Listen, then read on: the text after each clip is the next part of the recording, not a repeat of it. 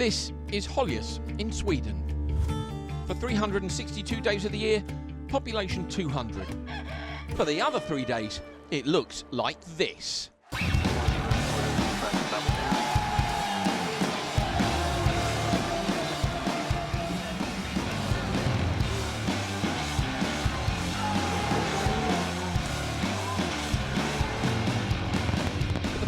This year, the FIA World Rallycross Championship moves to Scandinavia, Höljes in Sweden. It's the 40th anniversary for Rallycross at this venue, and for the 35,000 fans who make the annual pilgrimage, it's a weekend of big parties, big jumps, and small amounts of sleep. Last year, the fans went extra crazy as Swede Mattias Ekström made RX history, and for the first time ever, scored the maximum points possible in a weekend.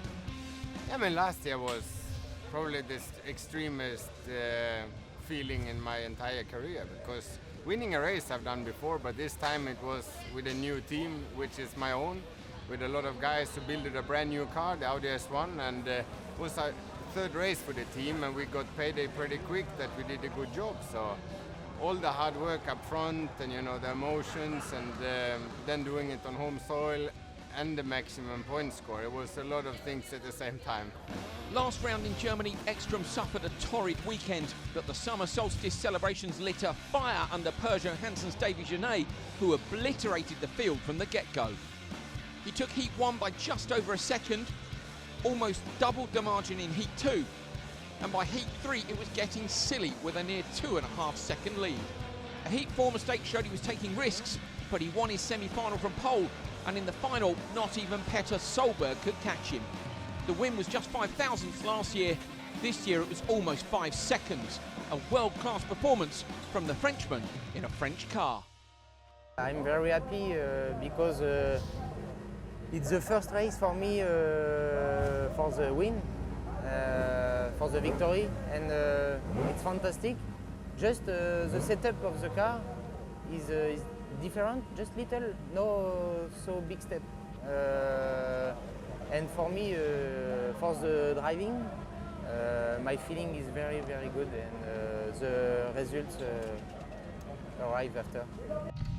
Genet's performance sees him move up to 6th equal on points with Nittisch, while extending his lead at the top of the pack is Solberg, followed by Kristoffersen, Bakkerud, and third-place man in Estering, Timmy Hansen. With Rallycross now featured in the new dirt rally game, the rest of the field can get in some much-needed track time and see if they can match the flying Peugeot Hansen team, whose first and third place finishes in Germany marked a major step forward for their team title aspirations. We did a lot of work before Germany. We were here in Höljes and made 2 good test days. We changed our thinking about the setup. We changed a little the way we worked, and after these 2 days, the drivers had a lot of confidence in the car. We didn't know how good it was, but we went to Germany and we hoped that it was good enough, and David just showed a brilliant performance there. So of course we were very satisfied with everything we did in front of the race and during the race. Ford MSC top the teams table. SDRX are still second despite Liam Doran's no-show in Estering, leaving them short-handed. On-form Peugeot Hansen sit in third and look ready to progress further. The RX Lights return to the championship for round 3 of their season.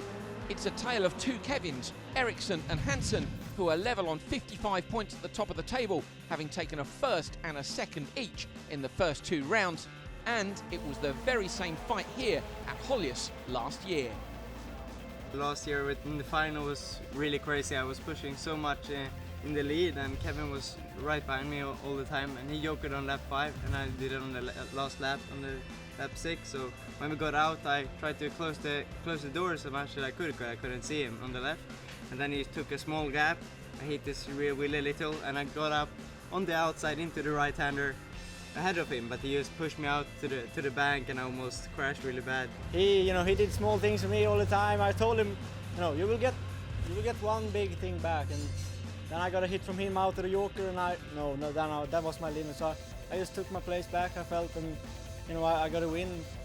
It was no problem after, and now I will try to, so I'm 1 car length ahead instead, so we don't have to do that again. It was really, really bad. I can't believe it didn't get disqualified, but yeah, that's how it is. And I tried to drive away from him this year, not to have him right in the back. So yeah, I think it will be a good weekend. We just need to, you know, put pressure on each other, and we'll see in the end who is the best. Coming up, we've got the best of the action from Heats 1 and 2. We've got the fast guys from Heat 3. It's crunch time in Heat 4 to see who makes the cut. We have the Supercar semi-finals live, the live RX Lights final, and the World RX Supercar final for Höljes live. Here's the track preview presented by Ion Cameras. Holjes in Sweden, one of the most famous circuits in the calendar, 1,210 metres long, 60% asphalt and 40% dirt. On board then with Davy Genet, away from the starting grid, straight onto gravel. Contact here is tricky, and over a crest into the right-hander, and then the left. The standard track goes left over a jump. We take the right-hand lane into the Joker. It's a tight chicane, then mind the Armco on the left, and the cars which are merging from the jump. Ride the curbs on the left-hand side, and then on the right, a bit of gas up and over another crest, and then it's into the velodrome, a steeply banked corner. You can see how much rubber gets laid down there. 600 horsepower, pulling gears over a crest, and then it's left as close to the Armco as you dare before a right-hander at the bottom of the hill. Chuck it in over the dirt and the curbs, and one of the biggest jumps of the year. Up and over the crest, settle the car on the brakes, hairpin left, keep the nose in tight, and then on the gears again, and it's back past the start-finish.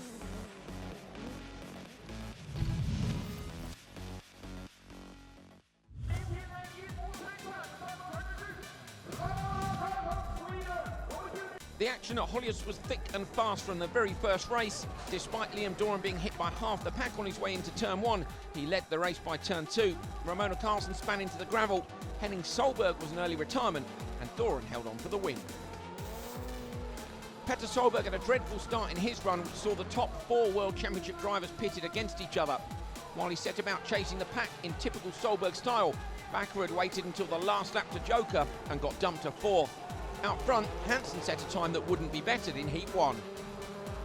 Winner of the last round in Germany, Davy Genet's form looked like continuing in Holjes until a puncture forced him wide and let Markman through. After the Jokers paid out though, it was Reini Snittish who took the flag. Robin Larsson made it into turn 1 first in his race, but a problem with his engine saw him dropping back and sadly retiring for the weekend. PG Anderson was stopped by an electrical fault, all of which left Rustad in the clear to take an easy win. Eric Fahren was flying for the Peugeot Hansen development team. Behind him, Heikkinen and Karai had a tussle over the jump and into the hairpin, but having got in front, Toppy promptly span on the very next lap. No such problem for Fahren, who went 5th in Heat 1, up with the World RX regulars. Last year's Holjes winner Matthias Ekstrom was on a flyer, while behind him, Linnerud was making mistakes all on his own, trying to pass Walfridsson, who retired anyway with broken steering. Ekstrom was quick enough for 2nd overall in Heat 1. We ride on board with PG Anderson at the start of Heat 2. He avoided all the carnage in the first 2 corners to emerge with a lead he wouldn't relinquish. Ramona Carlsen and Henning Solberg came together, and Henning would go no further. 2 DNFs mean it's almost impossible for him to make the semis. Toppy Heikkinen made a great pass on Frode Holter at the velodrome, but he couldn't do anything about Davy Genet out front, the flying Frenchman back to his best. Daniel Holton was hunting down Stecker Walfridsson for the whole of his heat race. He put in a stunning lap to bring Herbie the Beetle out in front of the 5-cylinder Clio at the Joker lap exit. Manfred Stoll jumped the start, meaning a penalty Joker lap for the Team Austria driver. Despite this, he still managed to finish a close 2nd behind Liam Doran, who had another decent run in Heat 2. Ford OMSC teammates Andreas Bakkerud and Reini Snittish split their Joker strategy to great effect, not just winning their race, but going 1st and 2nd overall in the heat. Petter Solberg got yet another dust start, and then after more action in the first corner, barreled into the Joker lap behind Ekstrom and Kristoffersson. Kristoffersson literally flew over the exit and was eventually penalised 5 seconds, but not before battling with Solberg for the rest of the race. Timmy Hansen stayed out of trouble and led the front runners over the jump to a victory that sees him top the standings overnight in front of his home crowd. To be a Swede here and have your home track here with so many friends and family coming to visit, it's absolutely fantastic, and to be able to sit down in the car and do the result we have done today, it's a fantastic feeling. After 2 heats at Holjes, this is how they stand. Timmy Hansen in P1, Bakud and Nitish are 2nd and 3rd. Champion Solberg is 4th. Liam Doran inside the top 8. Eric Fahren is in at the minute, along with Rustad, Kristoffersen and Stoll. Janae, Heikkinen, Wahl and Markland are just outside.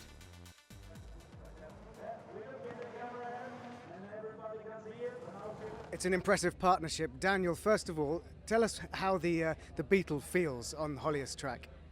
It's really great. So I'm driving now 2 heats, so I still have more to work with the setup of the car, but the cars work and we have come through the 2 hits, so it was good.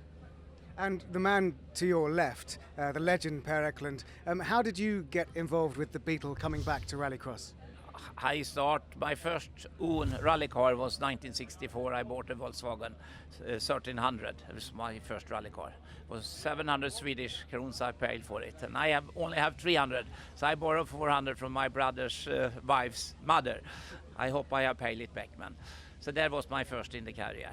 And now we are back here after many. That was 1964, and now we are 2015, so it's a long time. And now we have built the Beetle again. So it's a long time between. And I love the Beetle.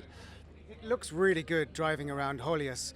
What kind of advice has he given you about Rallycross and specifically driving this car?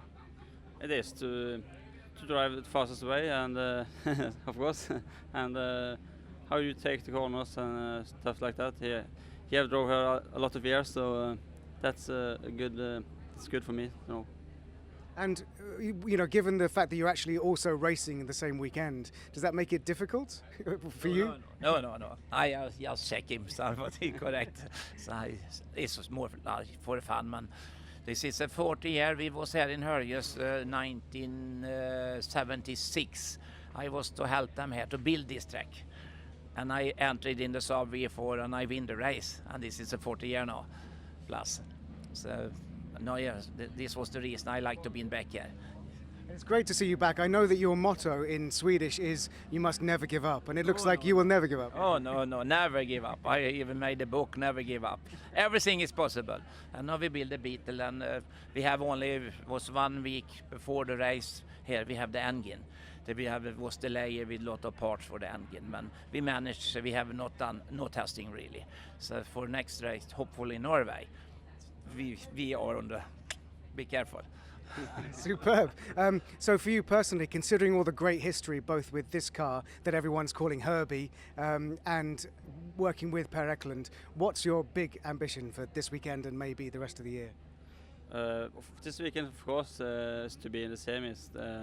I know it's tough. A lot of good competitors now, so I need to be faster on Sunday and do 2 good times. Maybe I will be in the semi. Superb. Hello, my name's Andrew Coley. Alongside me this weekend is Guy Wilkes, who of course made the final at World RX in Great Britain, and reporting from the paddock is Neil Cole. Here's a roundup of the early action from Heat 3. The first race of the day saw Tord Linnerud trying to make up for the mistakes he made all on his own yesterday. No problem, he took a win. Race 2, and on the inside, Notvai almost managed to launch himself fully in the air over the curbs. Per Eklund made it down to turn 1 first. But after the jokers played out, it was Tamas Karai who took the win in the Skoda. Frode Holter took the lead with what almost looked like a jump start in his heat race, but then he came into contact with Walfridsson over the jump. He gave that back again in the hairpin, and later on in the race there was more contact that just cost the two far too much time. Here's a look at the jump again. Nothing they could do once they'd taken off, of course. Down into turn 1, Anton Markland slotted in behind Daniel Holton and then tried to go around the outside onto the joker lap. They hooked up front wheels. Markland was launched into the air, and the impact means that he's been taken to hospital just to make sure that he's okay. In the restart, Holton up the inside managed to take the lead into turn 1, but when the jokers played out, it was Niklas Gronholm who came out in front and held on to the flag. Matthias Ekström got a dreadful start in his race, but was very clever, stayed out of the trouble in front of him. That was Stoll with Rustad. This was Rustad with Wahl, and watch Rustad's recovery. Fantastic driving skills. Ekström in the end took the win.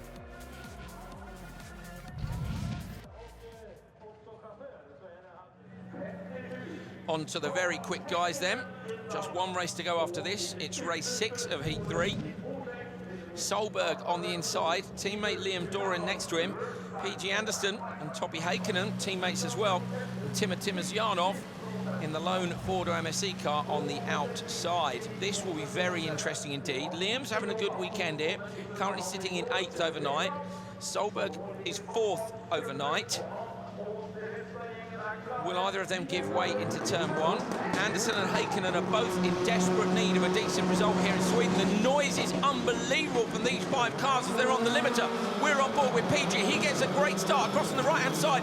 Petter comes in front of him. There it is. Timosjanov comes all the way around the outside. Where's PG going to go?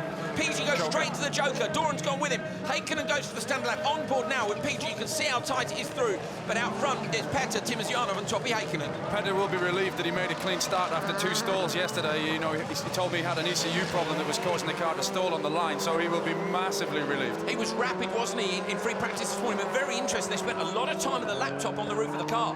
Yes, this morning in free practice, morning warm-up, they did spend a lot of time. But yeah, he was being massively quick in the Joker lap, remember, as well, and his lapse times. He's just struggled with the starts. So a decent start, and he's out front now, not gapping Timosjanov too much yet.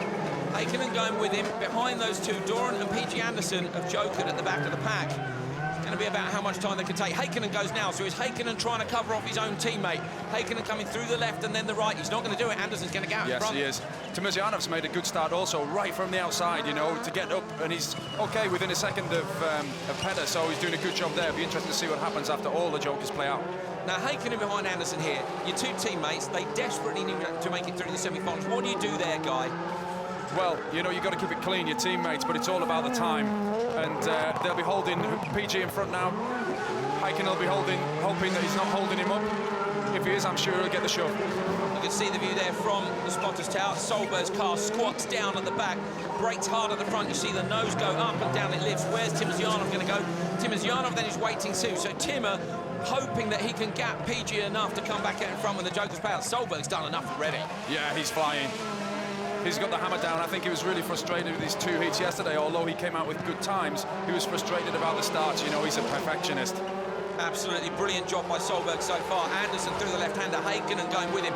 Look at the black lines through velodrome. So many different lines you can use. Absolutely, that's what's great about this track. It's 3-dimensional. It's up and over and round. It's like a roller coaster. It is a fantastic place. Solberg through that left-hander, Guy. You spotted this morning. He took a cut on that left-hander 2 times in a row on 2 runs. Yeah, his precision and his driving style, he absolutely, I was going to say smacked the curb. He didn't. He just kissed the curb exactly where he wanted, twice to perfection. Solberg through the joke lap. Timosjanov behind him. I think Timosjanov's done enough. This is a good drive by the Russian. He's going to shut the door on Anderson. Anderson sees him out front. There's nothing he can do about it. Hops the curb on the left-hand side, into the right, over the big crest and the dip. Look at that. That's a great angle from onboard Anderson. You can see just how big that hump is. Yeah, hopefully we stick with this. This is a great shot of Timosjanov, and you can really see the angles of the cars that they get in the corners. Now he's up the gears over this crest, big braking into his right-hander. Wonderful, wonderful onboard down there. You can Petter. see just how brave he has to be. Solberg coming into the last corner. Lovely drive, smokes the rear tyres up. Beautiful. In front of a grandstand full of his sponsors. Look at the time. Brilliant job, 2:57.7. Good spot, Guy Wilkes. Fastest time of the weekend so far for Petter Solberg. And after 2 duff starts yesterday, the world champion has thrown down big time. The door's open. His trademark is coming to the fore now. He's enjoying himself. Solberg with the win, 2:57.7. Timosjanov second, a good drive, 3 minutes 0.8. PG, Heikkinen, Doran. Solberg's gone quickest by a second. Matthias Ekström is still in third. Kristoffersen second. Neil is with Petter's team up in the spotter's tower.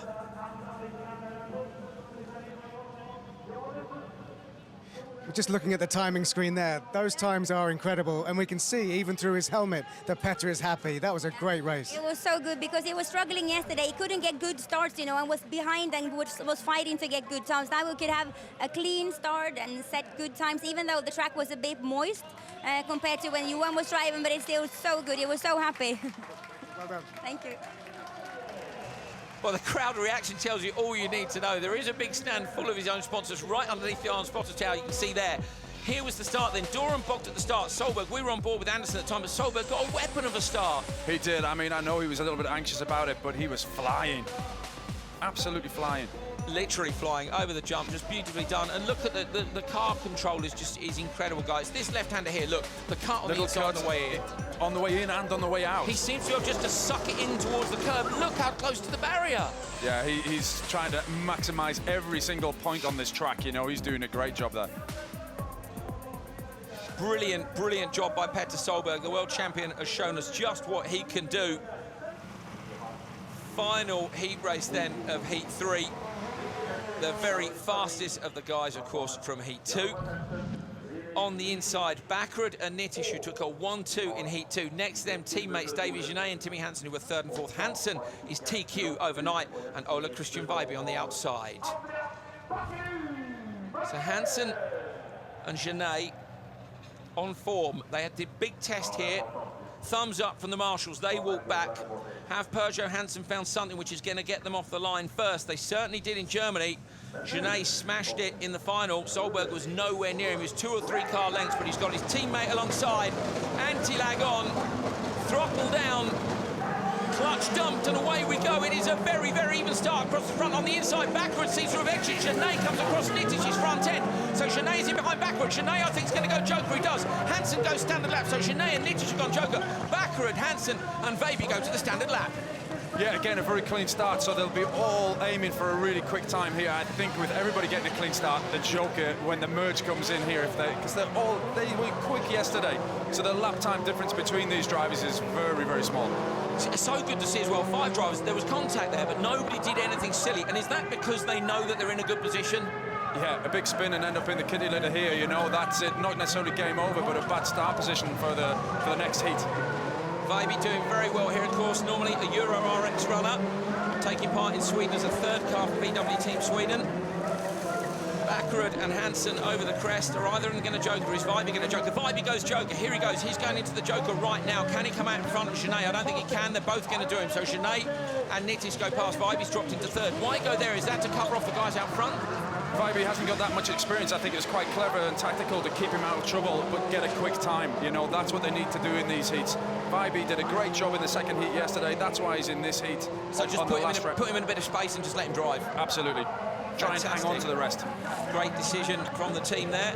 Hansen comes over the jump, car squats down. Through the left-hander, lovely line through there from Timmy Hansen. Bakkerud just in front of these two lapping, 43.6 from Bakkerud, 43.4 from Hansen. We're really looking for David Genet to see what he does, because the other two have got the Joker still. So, you know, the two out in front have got to be trying to gap David Genet, Bakkerud and Timmy Hansen and not hold each other up. I think Hansen now is being held up just a little bit by Bakkerud. It looked like it was in Bakkerud's advantage, but look at Hansen. He's all over the back of him. They're both going to wait until the Joker on the last lap. It's not going to make that much difference. I think the cars are probably good in different areas. We saw Bakkerud just open up a little bit there on the exit of that corner, but Timmy Hansen was all over the back of him on the entry. Look again, close the gap. And then just opening a little bit. This is partly the concertina effect, but yeah, you're right. Look, Bakkerud there just goes away from a couple of lengths. Final lap, these two boys have both got a Joker. Watch this, let's see where they're going to come out. Into the Joker, then Bakkerud tidy. Behind them, Hansen is tidy too. David Genet's too far away. You think he is? So Guy Wilkes has called it, and he's right. Oh, it's going to be tight between the two Team Hansen teammates, but he gets out in front. Hansen manages to shut the door. Good shout, Guy Wilkes, well spotted. Lap times 43.3 and 43.2. It's going to be a very, very fast time. Are any of these guys going to be able to go quicker than Petter Solberg has gone so far? It's going to be close. This is a great race. Absolutely fantastic driving from the leading young drivers in the World Rallycross Championship. Over the jump, 1, 2, 3, 4 in a row. Absolutely fantastic. Round to the line. Let's see what Bakkerud's time is. 2:58.9 is not enough to beat Petter. His lap.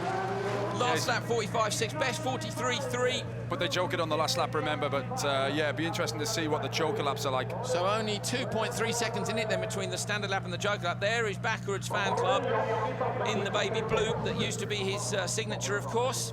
Bakkerud with the win, Hansen is 2nd, Genet 3rd, Nittish 4th, and Veiby is in 5th. Neil Cole's up in the Iron Spotters Tower. He has managed to grab the guys from the Ford OMSE team. It's a race win and a very quick time, but you didn't look happy with that. No, it wasn't clean run. It was actually a bad run. He was too nervous, and Janni was in his tail, so I had to hold back a little. So I couldn't go free. So I think it was a good match by Hansen to keep him busy.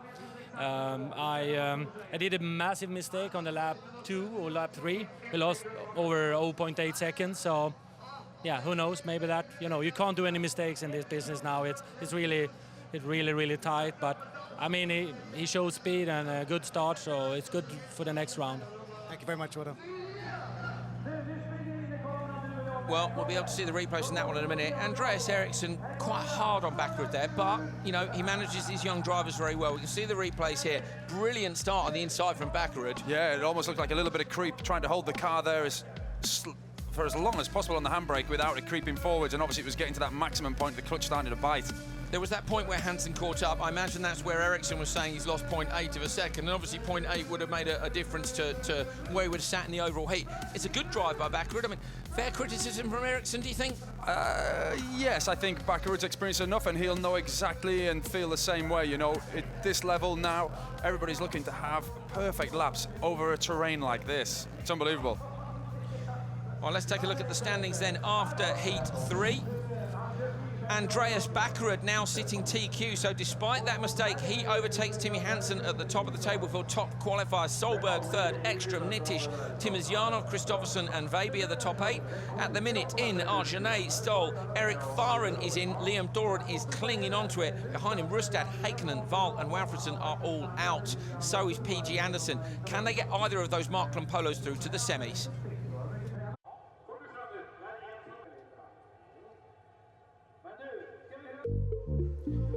So Holjes then, one of the famous circuits, one of the best circuits in my opinion. It's an absolute roller coaster. Guy Wilkes alongside me. We're looking at the big jump here.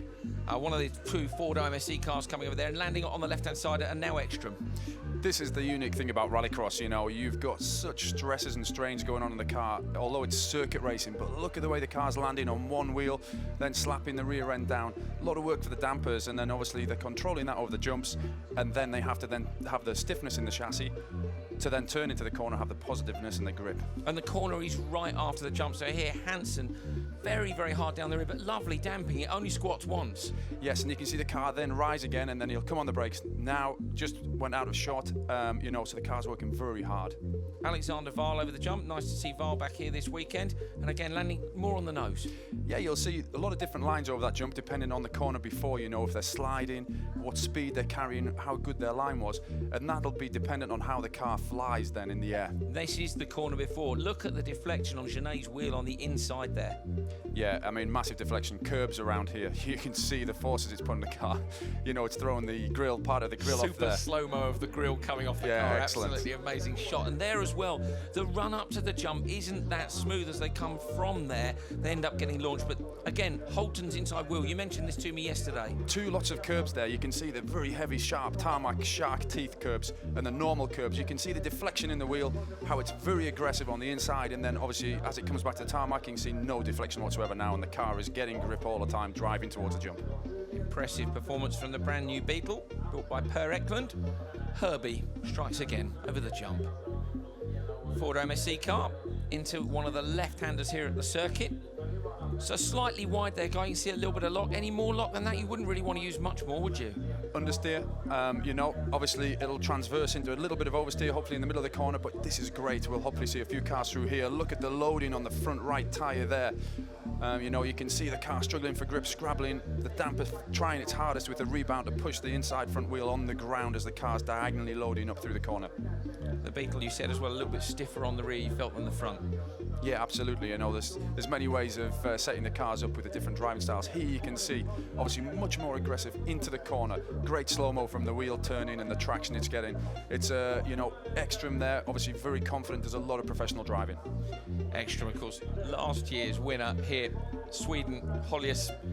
Be interesting to see if he can do the same. Wonderful, wonderful pictures. Hope you enjoyed getting a close-up of what the World Rallycross drivers can do.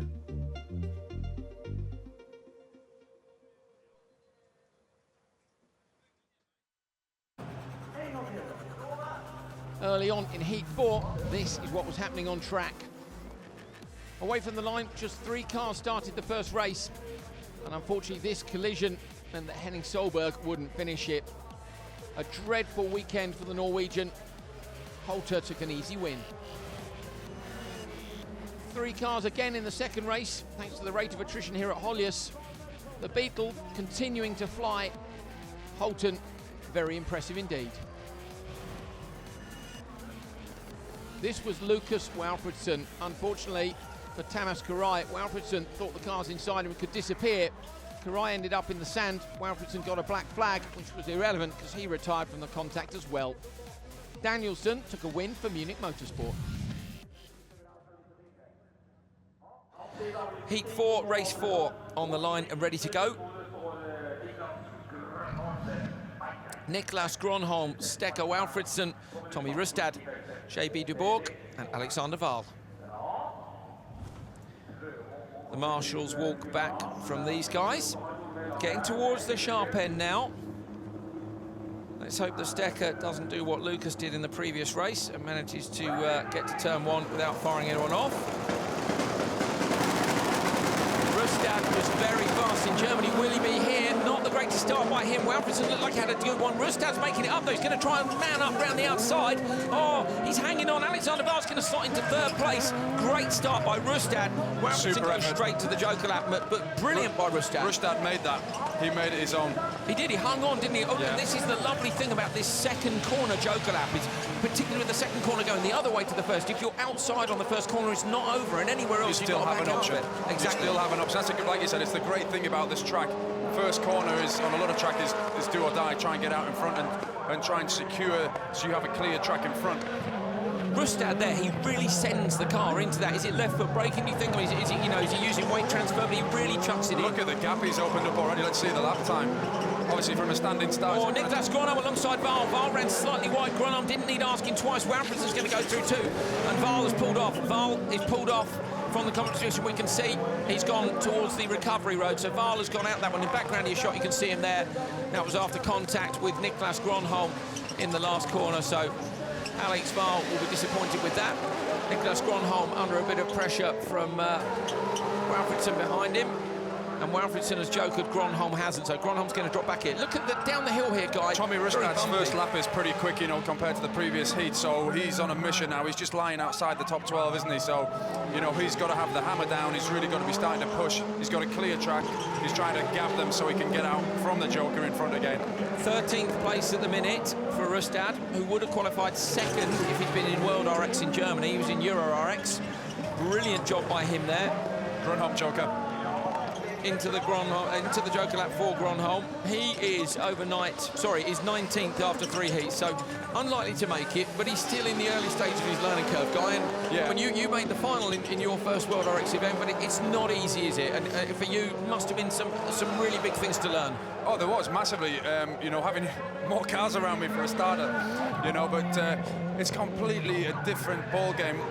But you know, young Gronholm, he's been competing in Finland in the National Rallycross Championship, and he's had a win in a second place out there, so he's lying joint first at the moment, so he's got experience of Rallycross and in these cars as well. There we are, inside knowledge from Guy Wilkes.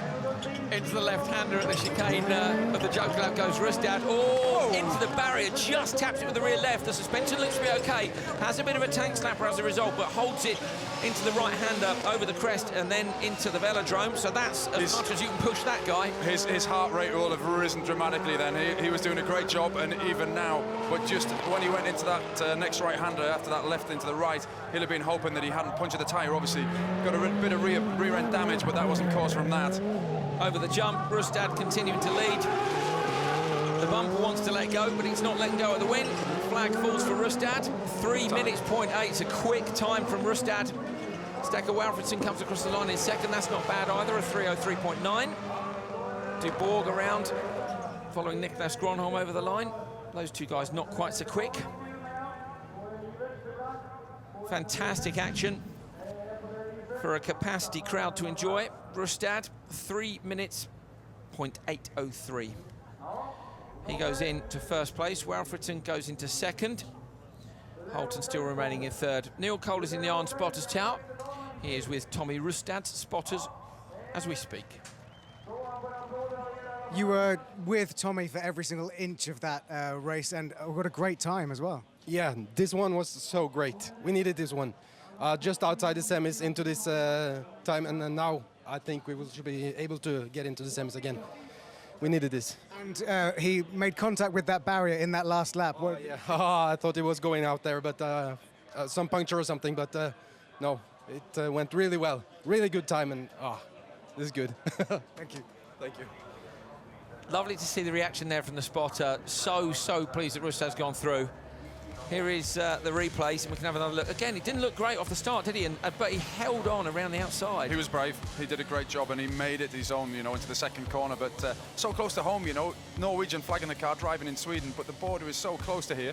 These guys, you know, the crowd is such a mix of, well, all nationalities, but, you know, you see how hard he's pushing there just with touching the barrier.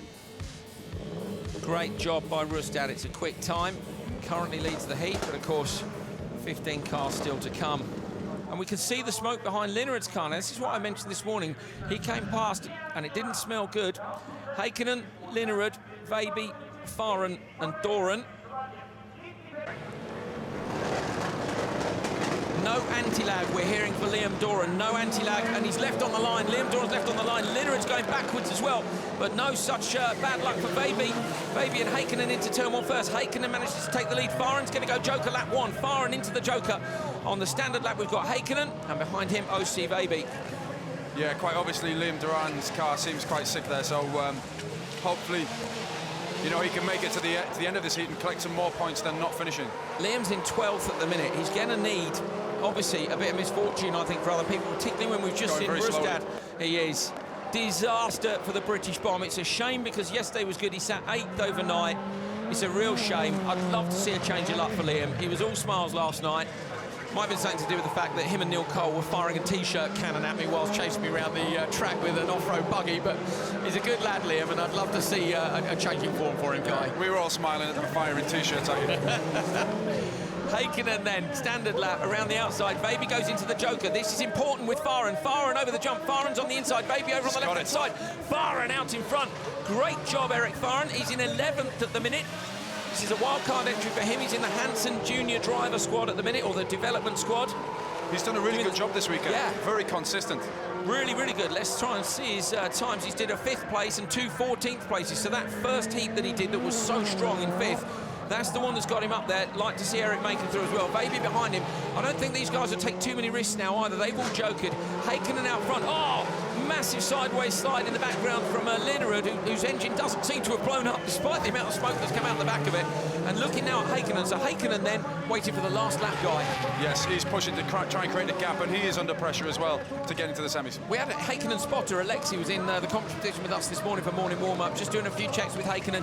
Both Heikkinen and PG span this morning in morning warm-up. Does that affect your confidence or not too much? Obviously it does. You know, when you're in morning warm-up, you want to check that the car's okay, and I know that they changed the setup on PG's car. Obviously he's not in this race, but Heikkinen, they'd kind of gone, PG'd gone towards Heikkinen's setup, which was a lot softer, and so we'll see how it plays out with time now. Obviously it looks like he has enough to take the Joker and get back out in front, but you never know. It's all about the time now, isn't it? It is indeed. Over the crest into turn one, Heikkinen pops it in. He's a long way clear, so I think he's got done enough here. You can see the Joker that really starting to clean up now, so they're able to take more pace in. Fahren was looking dangerous there. He's not that far off. This is going to be a decent heat time by all these guys, I think. It was a 2:14.9 for Heikkinen, so it should be around the 3-minute mark, maybe just under. Veiby should be trying to push on the back of Fahren here. You think try to push him into a mistake, or just to try to stay with him? Just to try and close the gap, get as close to the back as he can. Couple of tenths, meaning you're further up on the starting grid for the semi-finals, and of course at that point it's knockout format. You've got to be in a good, decent place. Yeah, from this level going forwards, you know, the 2 tenths, 3 tenths can make a big difference in your heat time. Heikkinen with the win. Second place goes to Fahren. Oh, and Linnerad with a big sideways moment in front of the commentary position, just drops back a little weight. Heikkinen with a 3:01.061, so not a bad time. Great racing as we approach the end of qualifying here at Holjes. Let's see the result from that one. Heikkinen with the win, Fahren second, Veiby, Linnerad and Liam Doran made it round, albeit with a very sick car.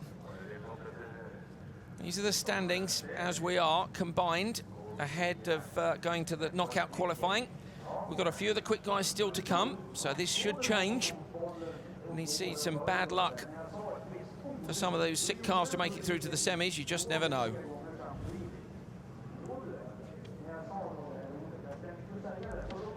Here's the replays from this one. Liam Doran, I mean, you saw it bog there, guy, completely no anti-lag, 3 cylinders. I was surprised he made it round. Yeah, well, I think he obviously thought that it's better to try and make it round as long as he's not causing damage to the car and hope that something goes wrong for other people.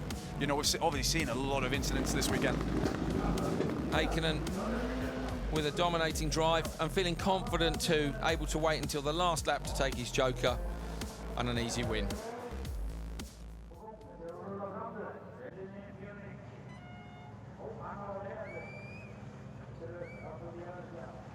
The Super 1600 and touring car classes are in Sweden for round 4 of their respective European Championships.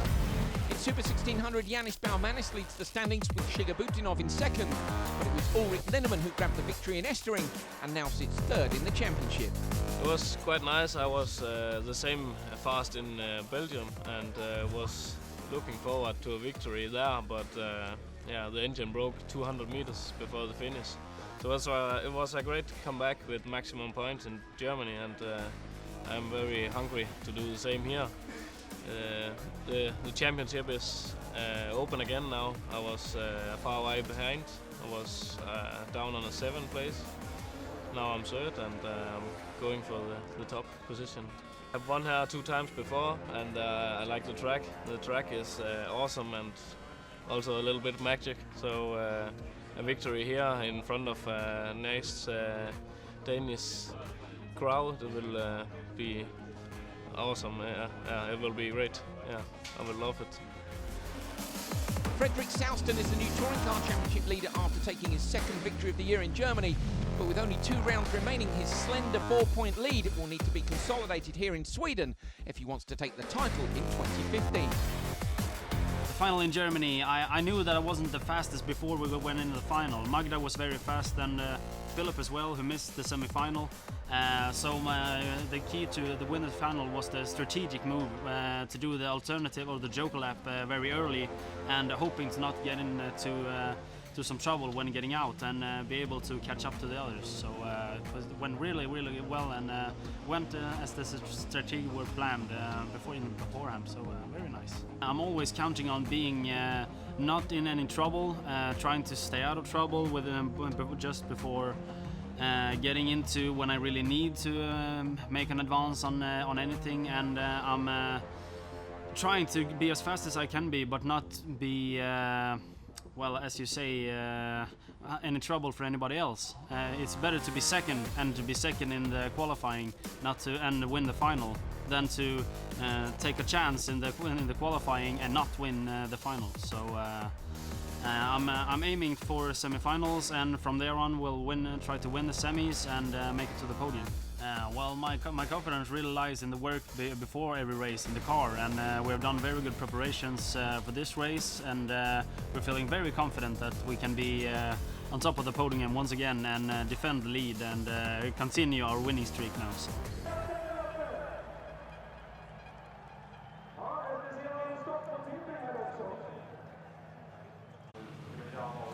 On to the final 2 heat races for Heat 4. This one is race 6.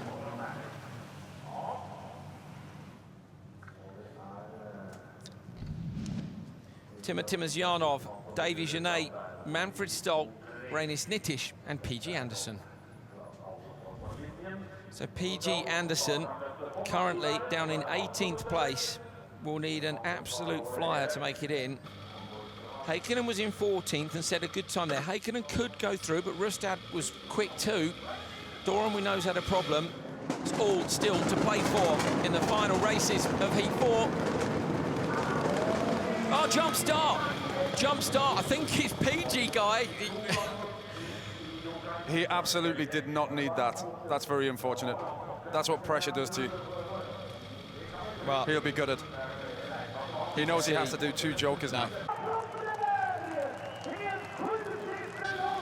×2 joker for PG Anderson for that mistake. Jump start by him, disappointing, as it means he's almost certainly not going to make it through to the semi-finals. Thumbs up from the marshals as we get ready to go again. Timosyanov also went, but of course he wasn't the one who caused the jump start. Ready to race board up.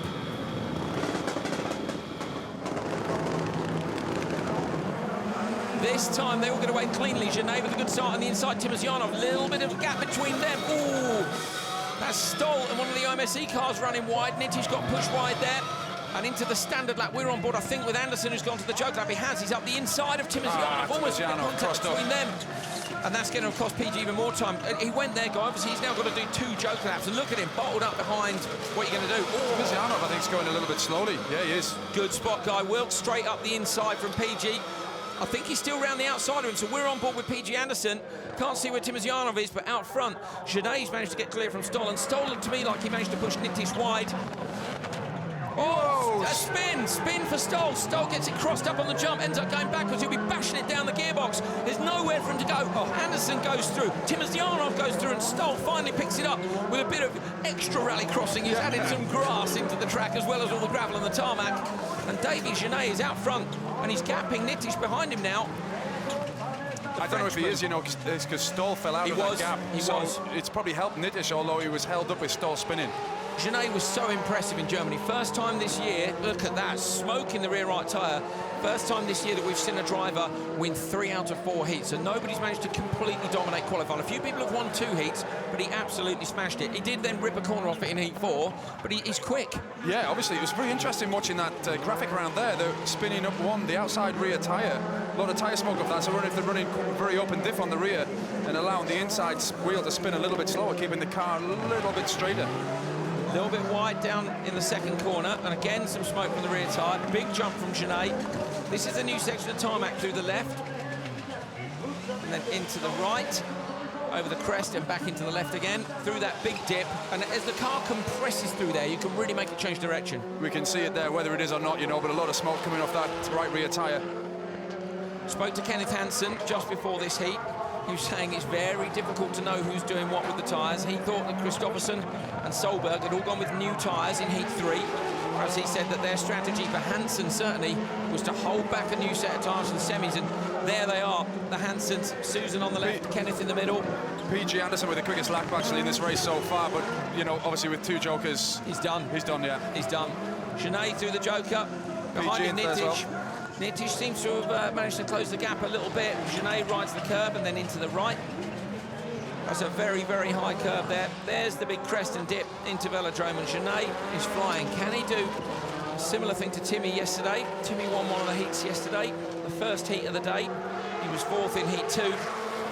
Genet's currently sitting in 9th place because he was 23rd in the first heat when he had a puncture. But this is much more like it. Big jump from the Frenchman. Big speed too around the left-hander. What's he going to do as he comes over the line? It's a 3 minutes, 0.4, so it's quick. It's not under 3 minutes, but Susan's happy. You can see it. Susan Hansen very happy. All smiles, the team up in the Arn Spotters Tower with us. And big applause from the crowd too. Not quite the pace that we saw in Germany last week. So 2 weeks ago, sorry. But, you know, obviously he'd be more than happy in the team wheel to win that race. Definitely into the semis. Neil Cole is up in the Arn Spotters Tower, and he's managed to grab Susan Hansen, who we saw smiling so furiously just a few moments ago. Lovely race win there, but you weren't so happy with how big he took that last jump. No, that was really a big jump, and yes, to cross my fingers it would come down safely. And he also had a little moment into the joker. I saw a lot of dust coming from his car, so well, but he pulled it together and took the heat win. Great job from Davy. Davy's just really enjoying this car. Yes, now that car is absolutely perfect match for him. It's like a glove for him. He can do anything with it. Thank you. Great drive by Davy Genet. 3 minutes, 0.433. And it's Nittish, PG Anderson with 2 jokers, Stoll and Timosyanov. Here are the combined standings. But as I say, still some of the fast guys to come. But that gives you a clue as to who's going to be in, because we've only got 5 cars to go. But I think Doran is going to be out. Looks like Ekstrom's going to need a decent result too. There was PG Anderson heading off the start. This was the jump start. And it was so obvious, Guy. Was he taking a chance, do you think? I mean, I know he needs a good time, but That's what pressure does to you. You know, in this situation, it's not like a rally start where you get a countdown. You know, you can't predict it. You've got to react to the lights. Stoll's spin on the brakes, just too much. The weight changed in when the car went light again and he couldn't catch it. Obviously a bit of contact between Timozyanov and, as I think, So PG. Timozyanov did manage to get back down the outside of PG. That's quite impressive round the outside of Velodrome and very brave down that 6th gear hill, but brilliant drive from Genet. One more heat race to go, and it is our 5 fastest drivers from Heat 3. And these are some of the guys we can expect to see fighting for the win here in Sweden. Could it be Solberg on the inside, or might it be Matthias Ekström, last year's winner, on the outside? We know those two are feeling, let's say, quite competitive with each other at the minute. Here is the grid lineup for the final heat race of Heat 4. Solberg, Bakkerud, Kristoffersson, Hansen and Ekström. That is a grid lineup for the World Rallycross Championship. Very, very much looking forward to this. The marshals are off. They're almost ready to go. Ready to race. Board is coming up. They'll be nervous inside the car. Solberg pulls on the handbrake. The car's ready. Thumb on the launch control system. You can hear it. It's a completely different engine note to everyone else. He's got a brand new engine this weekend. Will it see him down to turn 1 first? Not a bad start. He's been squeezed by Bakkerud alongside him. Bakkerud's going to try and go around the outside. Ekström's gone all the way up the inside. Hansen's off into the dirt. Ekström from the outside to the inside, then to the joker. Hansen off in the dirt, and he's all the way to the back. I think Hansen's going to struggle to get out here, even in 4th. Yeah, that's key, that Ekström got a clean run into the joker there, and obviously Peder a clean run into the first corner, and therefore the second corner. You know, those are the 2 guys that were quick here last year, and I'm sure the rest of the people who are in this heat, you know, are going to be wanting to keep as close as they possibly can with them. Completely split strategy here then. Solberg on board with Solberg. Look at this guy. This is great. Little nip on the handbrake. Up over the jump here. Oh, wonderful, wonderful stuff. On board with Solberg, mouth breathing in the classic Peter Solberg style. Nipping on the handbrake just here and there to get the car turned in. The nose dives. Look at the dust that's up in the air. It's so dry and hot here now, even though they put the dust X down on the track. And of course, a lot of that's from where Timmy Hansen went through the gravel trap on the first corner. Into the joker lap. Hansen's decided to joker now. He's got nothing to lose, so he might as well need to get some quick laps in now and chase these guys down to the finish. Absolutely, you know, again, we keep coming back to this, saying it's all about the time, and they need to rack up as quick a time as possible to put them as close as top of the pile in the heat. At the minute, Solberg is lying 3rd and Ekström is lying 4th. At the minute, Solberg hasn't jokered and Ekström has.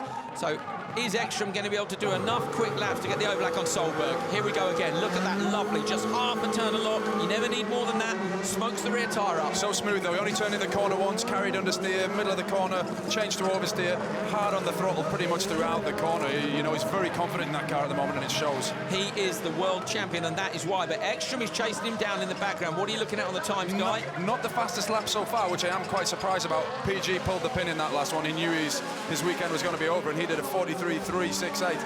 Peder Solberg at the moment done a 43. I wonder if these guys, what they're doing with their tyre strategy, whether they're on old rubber and trying to save the good stuff for the semi. Solberg, look at the way he compressed the car on the brake, releases, bang, and turns it in. Yeah, obviously his spotter's going to be telling him how far Matthias Ekström is behind him, and that is what is crucial now, because Matthias has jokered. Ekström is closing him down. Ekström is closing him down. They're on the last lap. It's going to come down to the joker lap now. Solberg over the crest into the right-hander. Runs wide. Watch this. How much speed can the world champion carry in? Ekström on the inside is going to ride the curbs. Up and over the jump from Ekström. It's not going to be enough. I think Solberg's going to shut the door on him. Ekström's right out behind him. Solberg uses all the curbs. Ekström into the right and the left now. Are they going to take the same line or a different line through Velodrome? Look at Solberg. Ekström having a look up the inside, just a little nip. Ekström's always had a different line into that corner all weekend, slightly narrower, but Peder Solberg was so clinical through that joker lap. He was absolutely perfect. Bang on the money. World champion over the curbs. He's absolutely flying over the big jump. Ekström as well into the final corner, sweeping through the left-hand side towards the finish line. Solberg takes the win from Ekström. 3rd place for Bakkerud. And then it was Kristoffersson and Hansen, I think, swap places on the final lap. Great stuff from Solberg. That was a brave pass, I think. Was it down the hill? It looked like in the background. Solberg out of the car with his Sweden gloves on, waving to the crowd. Thumbs up from him. It's a 2:58.6, so it's a very, very impressive time. Ekström's done a 2:58.9. Here are the results. Bakkerud is in 3rd, Hansen 4th, and Johan Kristoffersson in 5th place. Well, decent heat racing, as always, here. Pernilla Solberg's up in the Iron Spotters Tower. Be interested to hear her thoughts on Peter's performance ahead of the semis. How confident were you that Matthias was going to come out behind Petter at the Joker? Not confident at all. I said to him all the time, push, push. You have a good time going now, but you have to push. He was also on it, so it was that close. Really exciting, but really close. Now, Matthias clearly wants to win here again, but it looks like it's going to be between them two and a few other cars. And a few others. It's a lot of cars here, and they all have really good speed. So this is all about the start. You have to have a good start now in the semi and in the final, of course. So it's just to work to get there. But we just have to push. Thank you. Thank you. Pernilla very happy indeed. I'm sure Petter and his sponsors will be too. 10 Tools there. His sponsors as well as partners with the World Rallycross Championship. Away from the line. This was Petter's start. Didn't look great, which he often doesn't. Look at Ekstrom, though, from the outside to the inside and whips it into the Joker. Mega bit of drive. That was almost amazing. It was, quite honest, to do it from there. The fastest drivers of the weekend so far, pretty much. Although Timmy Hansen's been very quick, and he's actually posted the fastest lap time of these rack of heats. So, you know, if he can get it consistent, you know, he's also going to be in there. You know, like Pernilla already said, it's not just about Ekstrom and Petter. You know, it really is about the other guys as well. There's some quick youngsters here. Let's have a little look at the knockout qualifier standings then. Petter Solberg goes TQ with that performance. Top qualifier for him. Backerud is second, so it's a Norwegian 1-2, and then it's a Swedish 3-4 with Timmy Hansen and last year's winner, Matthias Ekstrom. That's how they split. Odds go to semi-final 1, evens to semi-final 2. Nitish, Janay, Farin and Rustad are in. Kristoffersen, Vavid Timosyanov and Heikkinen. That means, of course, Doran is out. We thought that might be the case with that engine problem.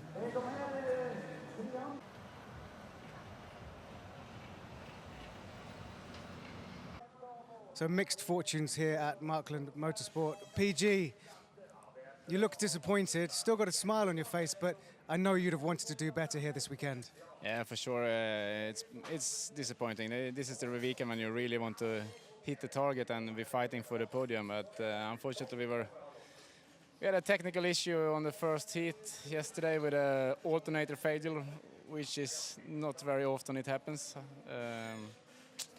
So with 0 points from the first heat, I had to do 3 good hits, and to be honest, I drove too bad in 2 hits, wasn't quick enough, and now the last heat when I stopped thinking and just driving it went much better.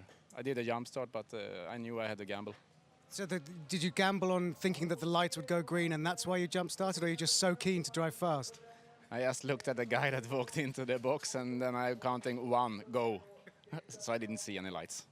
It's a shame because, as you say, that race was actually your best race, and despite 2 jokers, a really good time. Yeah, it was the best race of this year or the season. So I know I can drive fast, but I haven't been able to show it. So stop thinking, start driving. Well, we'll make sure you do that next time. Thanks, PG. I will.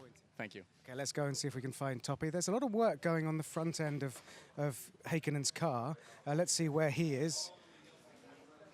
Probably round the back. Now, of course, Toppy's just scraped into the semi-final.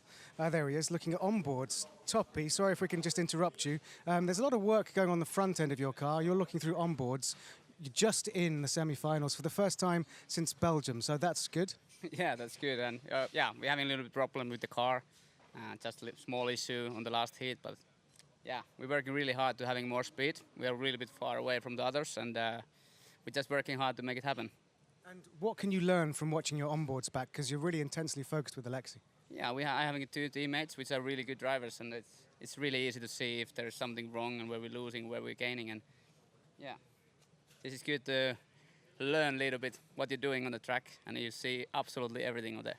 And from your position in your semi-final, what's the tactic? When do you joker? We're starting on the back grid, and no, on the back grid, and it's not a good place to be, but I really want to attack on the first corner, and on the semi-finals and finals, everything can happen. So I do my best, and let's see where we are.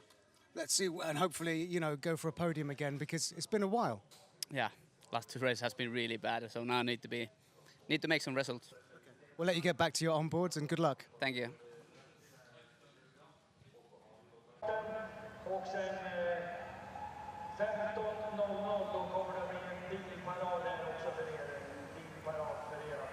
There's a fantastic crowd here at Holjes. Stay with us. It's not long now, and the semi-finals will be underway.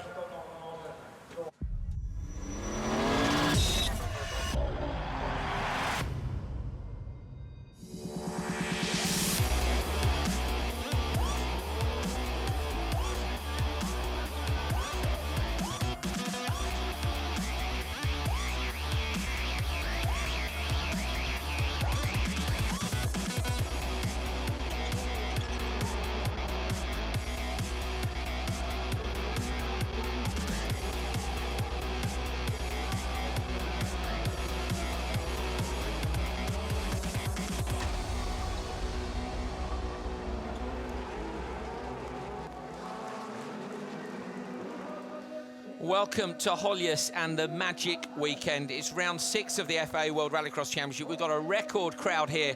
The sun is shining and we are looking forward to some wonderful semi-final action. Here's where we've been so far this season. Those 4 rounds in quick succession at the start of the year. Of course, Estering last time out, and now here in Sweden.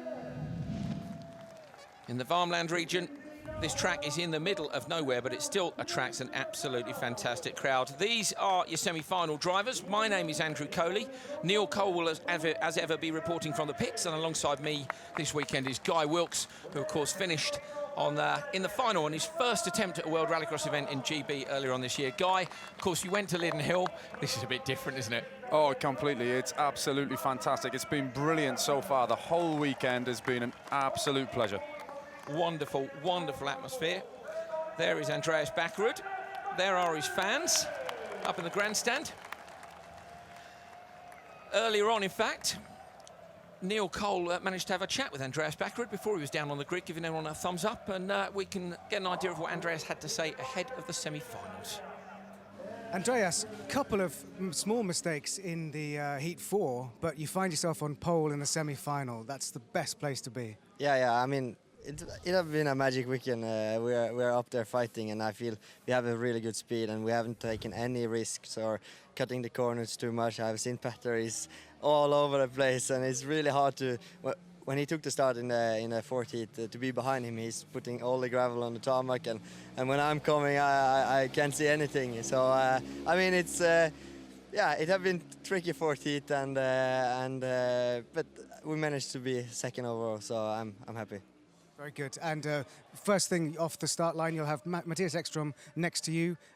Is that going to be okay? You've got to get into that corner first. Yeah, I mean, Matthias is great. He can be really hard, but we have done good start all weekend. So take the start, go. I will not tell you guys what I will do, but I will do something and see what happens after that. Good luck. Thank you. Thank you very much. Well, looking forward to seeing what Andreas Backerud's secret is in the semi-final, but we can have a look at how we made it to who's in the semi-finals with a little look back at qualifying. Yesterday then, Heat 1, Timmy Hansen in front of his home crowd on an absolute flyer. He was very fast. His teammate Genet, of course, winner in Germany last time, got a puncture. That shot his chances. Nitish managed to win that race. Matthias Ekström also very quick yesterday, of course, last year's winner. Can he do the same again this time out? On to Heat 2. We're on board here, and you can see the battle that was ensuing between Henning Solberg and Ramona Karlsson. Tiny bit of contact. Henning went off. He had 2 DNFs yesterday and unfortunately went no further. Daniel Holton in the Beetle. Look at that deflection on the inside wheel. He's used those curves all weekend long. But it was a 1-2 for these guys. Backerud and Nitish in Heat 2. Formation driving for them. Very, very quick indeed. Petter Solberg, 2 bad starts yesterday. This was the second one. Kristoffersen, watch this, into the Joker lap, gets it wrong, over the curb on the exit, got a 5-second penalty. That dropped him back from that. Hansen was your overnight leader in qualifying. Great performance from him. On then to this morning, outside, Anton Markland clips wheels and ends up firing off into the barrier. They took him to hospital for checks. He's okay as far as we know. Disappointed to see him go out, but great to see the strength of the car protecting him. Bad start for Doran, great start for Solberg. He went on to win Heat 3, absolutely rapid. Backerud and Hansen here with their teammates Genet and Nitish. They split the strategy, and it was Backerud and Hansen who got it right, coming through. Nobody could get close to Petter, though. This was the start of Heat 4. Walfridsson was a little bit naughty, fired Karai off into the sand on the inside. Liam Duron, you saw there, unfortunately a bad start, 3 cylinders on his engine. Toppy very good though, he managed to make it through. This was a spin for Stoll after the jump. Genet went on to win that race. And this was the start with Matthias Ekström in the final heat race, coming from 5th all the way through to 2nd. Challenged Petter right the way through the race, but it was Petter who got the Joker Lap strategy right and took the win. Great job by him. Here is how they line up for the semi-finals. Those are your top 16. Of course, they all get championship points, but only the top 12 go through to the semis. The odds go to semi-final 1 and the evens to semi-final 2. So semi-1 is Solberg, Hansen, Nittisch, Genet, Fahren and Rustad. Semi-2 is Backerud, Ekström, Kristoffersen, Veiby, Timosyanov and Heikkinen. Well, here's an idea then for you of what we've coming up for you in the next hour. Well, we have the live Supercar semi-finals first of all. Remember, it's not now times, it's top 3 through and bottom 3 out. We have the live RX Lights final. Looking forward to seeing the 2 Kevins do battle again, Hansen and Eriksson, and then on to the live Supercar final. Who is going to win in Holjes? Neil Cole managed to have a catch-up as well earlier on today with Petter Solberg, who of course is on pole for semi-final number 1. As you get yourself ready for the semi-final, you're in pole position. Give us an idea what it feels like to launch into Höljes in pole. Not bad after the day we had yesterday, and good comeback. But it's, you know, it's quite. You're always a little bit nervous, but we will see. Need a good start, but we are not in the final yet, so we have to stay focused. And I'm ready. Good luck. Thank you. Well, Petter Solberg earlier on then. Nervous, as always. He's admitted to being a nervous guy. Were you nervous before your semis in the UK? Oh, absolutely. You know, it's just everything. You know, you're sitting on top of 600 horsepower. It's going to get you nervous no matter what. And we're at the business end of the scale now. Let's have a look then at the grid for semi-final number 1. Petter Solberg on pole for Norway. Timmy Hansen second for Sweden. Behind them, we've got Nittisch and Genet. Can he help his teammate? And on the back row, Erik Fahren, great drive by him on his home event, and Tommy Rustad as well. Marshals are ready to go. They're removing the little sticks where they set the drivers up for the jump start. Look at Solberg, bangs it into gear, pulls on the handbrake. He's really, really focused now. The marshals have walked to the back of the grid. You know the drill. 3 go through, 3 go out. Who's going to make the cut this time round? Semi-final number 1, about to get underway. Great start on the second row by Nittisch. Looks like he's going to come alongside Solberg. Hansen's going to close the door on Solberg. Solberg's down in second place. Genet's gone all the way in. Solberg up on 2 wheels. Hansen and Genet both go to the standard lap. Out to the outside lap, we've got Nittisch has gone that way, and I think it's Fahren's gone with him. Yeah, Petter's got boxed in here a little bit. You know, he had a slow start, a slow getaway, and the Peugeots have been quick off the line all weekend. Petter struggled with 2 stalls in the first 2 heats, but no problems there. But the Peugeots have just been that bit quicker. We looked as well back at Germany, and the difference between Genet's start and Solberg's there was unbelievable. They had that 2-day test here, Guy. They found something because they are rocket ships off the start line. Whoa, whoa, whoa, whoa. Oh, off on the inside. That's Genet off on the inside. Solberg's going up the inside of it. Solberg's going to try and get past. Genet just managed to get a bit of power down, and he's got Solberg right behind him. So Genet, was that a mistake after the jump? Absolutely, but what a start we've got to this race. It's absolutely incredible. Solberg to the Joker. Solberg to the Joker. Rustad's gone with him. Solberg's a little bit too wide. He ends up over the curbs on the inside. Came in there a bit quick, didn't he? Where's he going to come out? Solberg's behind Nittisch. This is a disaster for Petter Solberg. Nittisch has jokered already. Hansen and Genet now have got to get away. Pressure on Petter here. He's got to get past Nittisch. Remember then, Petter Solberg, not only has he been first or second every time this year, but he's actually qualified for every single World Championship final there has ever been. He didn't make the one in Finland last year because the car wasn't ready in time, but could this be the first time he doesn't make it? Timmy Hansen is on fresh rubber for this, and Petter Solberg's on used, so yeah, okay, Petter believes his strategy is better, that he can manage the tyres throughout the weekend. Different people have different ways of tackling it, but obviously Timmy Hansen was quick yesterday. Petter's been quick today, but looks like the new rubber's paying off for Timmy. Petter then up behind Renis Nittisch, who ride on board with the World Rallycross champion, of course, World Rally champion in the past as well. Look how much curve they both take there, over the crest and into Velodrome, Guy. Yeah, absolutely. He's going to be pushing Nittisch all the way here, all the way down over the crest. It's a long, long crest up the gears. down into a dip, on the brakes, into a right-hander, take a lot of curb here. Petter has done all weekend, as you can see there. Look at that this jump now, let's see what happens. Absolutely stunning start from Solberg, but Nittisch in front of him defending well. Solberg up the inside again, but it's not paying off in terms of the exit guy. No, Nittisch is taking it a bit wider and carrying a bit more corner speed. Obviously, Petter's just eager to get past it, and he's been teased by Nittisch just with that little half a car gap all the time, but Nittisch is just carrying that bit more through the corner. Solberg absolutely desperate to get past Nittisch. He's leading the championship. This isn't going to cost him the lead in the championship, but he will want to be in the final You here. can see him trying everything. He's got a completely different line to come out on a narrow exit here, hopefully, than Nittisch. It hasn't paid off. Nittisch has covered it off very, very well. Down the hill on gravel towards the quick right-hander and the jump. Hansen over the jump clean, on the brakes and in. What's the gap, guy? I mean, has Hansen got enough time? Look at Timmy Hansen's last lap, 43.2. Yeah, that's rapid.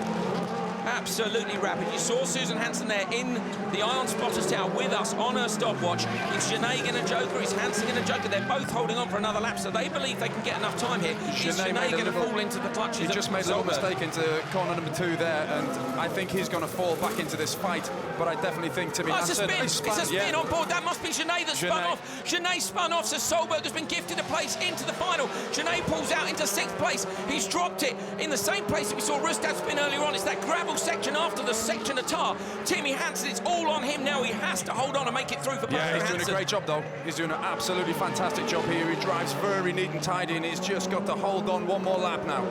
Come on, Timmy Hansen. Your home crowd are looking for you to make it through. Nittisch and Solberg are fighting it out in the background, but it's Hansen now into the joker lap. Can the Swede keep it tidy? He's out in the loose stuff. It's a great line through there, better than Solberg's was earlier on. Solberg's still behind Nittisch. He's got it. He's covered him off. He's done it. He's shut the gap Great on them. drive. He's just got to be careful. Uses all the curve on the inside. Can he get into the right-hander clean? He can. So Nittisch and Solberg are nearer to him than I thought they would be. Yes. Tight then on the finish of this one. Petter Solberg, if it wasn't for Janae spinning off, Solberg wasn't going to make it through. No. Absolutely brilliant drive by Hansen. He's coming down to the right-hander. He flicks into there, up and over the jump. This one will set the crowd off. They're going to see a Swede on the front row at Holjes. Solberg's having a last-ditch attempt outside the competition up the inside of Nittisch. I don't think he's going to do it. It's super close between them, but it's Hansen on the front row, Nittisch on row 2, and Solberg scrapes through at the back of the grid on row 3. Janae with another spin. So it's Janae with another spin. Where's that? It's bottom of the hill before the last corner, before the jump. So he dropped it I think he must have a puncher, though, maybe. The car's not handling correctly. So maybe then, so Hansen are pleased, clearly. They've got a guy, you know, who's going to be, I think, on pole. But you know, disappointing for Janae there, guy. And what can you do? Pressure? Yeah, immense pressure, obviously, you know, semi-finals, trying to make to the final. It's actually a very tricky section, very quick left-right. Timmy Hansen then with the win and 6 championship points. Nittisch as well, and Solberg going through. Rustad, Fahren and Janae will go no further. Neil Cole is up in the Iron Spotters Tower, and he's with Susan Hansen. That's heartbreaking for Davy, but a great drive by Timmy. Yeah, there's both ups and downs in this final. It was massive, dramatic, and seeing Timmy pull away in the lead makes my heart go just on the rev limit. And then we had all the things that happens to Davy, and we were pushing him as hard as we possibly could. He got out in the dust, had a span, those things happens, but now we are really refocusing on that final. We have Timmy on pole position. And in Sweden, I mean, just tell us how important that is. Yeah, perhaps not pole position, but yeah, we don't know yet. We don't know for that. But how important that is? Can you see this? This important. Thanks, Susan. Absolutely brilliant. Susan Hansen, so emotional to see her son possibly on pole, possibly on second. It depends, of course, on the qualifying results and where they finish in the semi-finals as to what happens. But here's another look, Guy. Way from the start there, Nittisch got a great start from row 2, and Solberg just got squeezed. Got muscled then up on 2 wheels. Obviously couldn't get any drive as he was trying to control the car and probably get it back down. Look at that.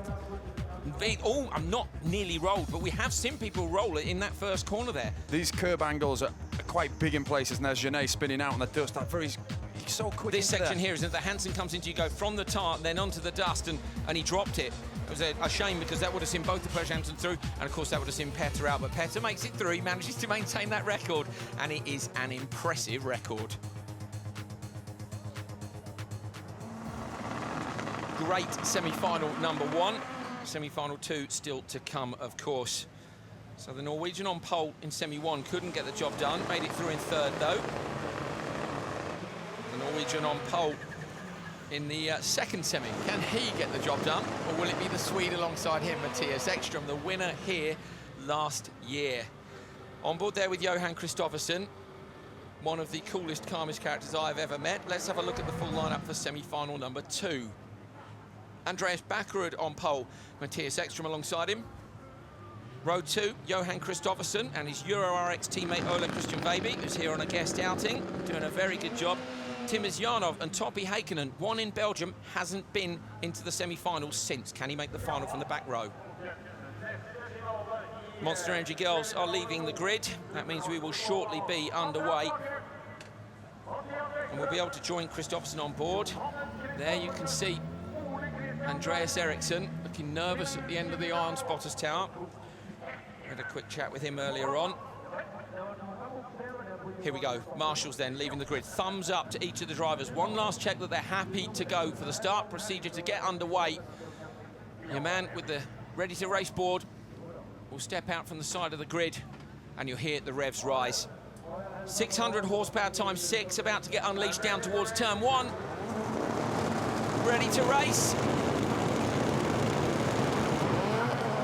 Very even start. Veiby looked like he bogged. Heikkinen comes around the outside of Veiby. Great job by him. We're on board now, then looking forwards from Kristoffersson. Kristoffersson over the curbs. Ekström goes into second. It's Backerud who gets in turn 1 first. Oh, Kristoffersson into the wall twice. Kristoffersson into the wall twice. Timoz Janov's gone up the inside of him, so disaster guy.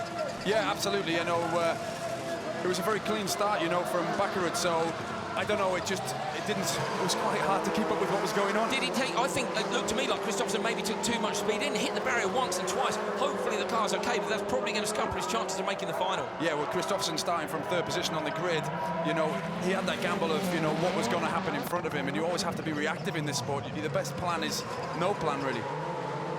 Backerud into the final corner. Very defensive on the brakes. This Timoz Janov is wide and Kristoffersson up the inside of him. Lovely clean pass. Those two are going to drag race it down to turn 1. We can see from where we are they've done it. In the background you can see Kristoffersson has got through. But Backerud is under real pressure here. His line into the hairpin was super defensive, guys. Super defensive. He'll know exactly who he has behind him. Matthias Ekström winning here last year, you know, he's got the hammer down. He's absolutely confident in what the car is doing underneath him. Bit of a slow start this weekend, but he's really on it now. Stunning into the velodrome all weekend long. We went and watched again from the FIA Spotters Tower. You could see right down there, he just pitches it in every time. Ekström, absolutely lovely car control, and the car looks great underneath him. Yeah, and into the velodrome, he had a slightly different line to everybody else at the start of the weekend, but everybody's coming into his line. He takes an earlier exit than a lot of people. Eriksson, Andreas Eriksson, was he telling Backerud to joke at this lap, or is he telling him you need to push? He'll be looking to drop him back in front of everyone, not into the middle of a load of traffic. He decides not to. Heikkinen goes to the joker lap. Behind him, Veiby hasn't jokered, but the two guys at the back have, Kristoffersson and Timoz Janov. He needs to come out in front of Kristoffersson if he wants to make it through to the semi-final. So close. Heikkinen shuts the door on Kristoffersson. That couldn't have been closer. Yeah, it was probably perfect timing, though. If he'd left it any longer, he might have got into that fight. Timoz Janov up the inside. Timoz Janov up the inside of Kristoffersson. Kristoffersson smokes the tyre up. He's trying to hold on. The Russian driver's got through. They're going to race down the hill. Look how sideways Ekström is. Well, that's not. You know he's pushing hard when he gets really sideways. He doesn't drive like that normally. Absolutely fantastic racing here. Kristoffersson has dropped back now from Timoz Janov from the commentary position. We can see it's all about these guys at the front. Heikkinen, Kristoffersson and Timoz Janov have jokered, and the guys out front haven't. Backerud, Ekström, Veiby. Guy, when do you go? And if you're in one of these cars, are you waiting for a call now? Well, I don't see what Backerud can do other than close off Ekström for as long as he can and push as long as he can. And if they follow each other into the joker, then yes, he's got through to the front row. But if you look at the times, the best lap times compared to Timmy Hansen, they're almost a full half a second slower than Timmy Hansen on those new rubber that he had. So we knew Hansen had saved a set of tyres. He did all the heats on one set of tyres. Some of these guys, we think Ekström, Kristoffersson, for instance, had taken 2 new sets of tyres in qualifying. Here we go. Ekström gives a nudge up the inside of Backerud. Of course, the first corner is a right-hander. Backerud's giving it back to Ekström. Ekström trying to go around the outside. Backerud closes him off. Will Ekström joker? If he jokers now, there's a chance he can go through. Oh, they've both gone with it. They've both gone with it. Do you think Ekström wanted to do that or not? I think Ekström was slightly quicker than Backerud. Backerud was feeling the pressure. Covering off Veiby behind them. Veiby is still in 3rd place. He's got a joker. Yeah. He's still got a joker, so he stands to drop back. I think Heikkinen might make it through. But it's Backerud from Ekström and Veiby there. Look at the guys behind them closing down because these two are in such a fight. Absolutely fantastic stuff. You know, Ekström, he's dropped away a little bit, but he was so hard on the tail, you know, Backerud for so long, and I think Backerud was holding him up now, but obviously Ekstrom's feeling the pressure as well. They've both Joker to everything, so the strategy is gone now. So if you're Ekstrom now, do you just say, look, I'm going to have to go from the second row and just try and keep your head down, keep away? Absolutely. When he came out of this last corner the last time, when he was side by side, he knew, be sensible, don't get pushed down the gravel, do not spoil this. So at the minute then, as it stands, we will have a Norwegian and a Swede on the front row.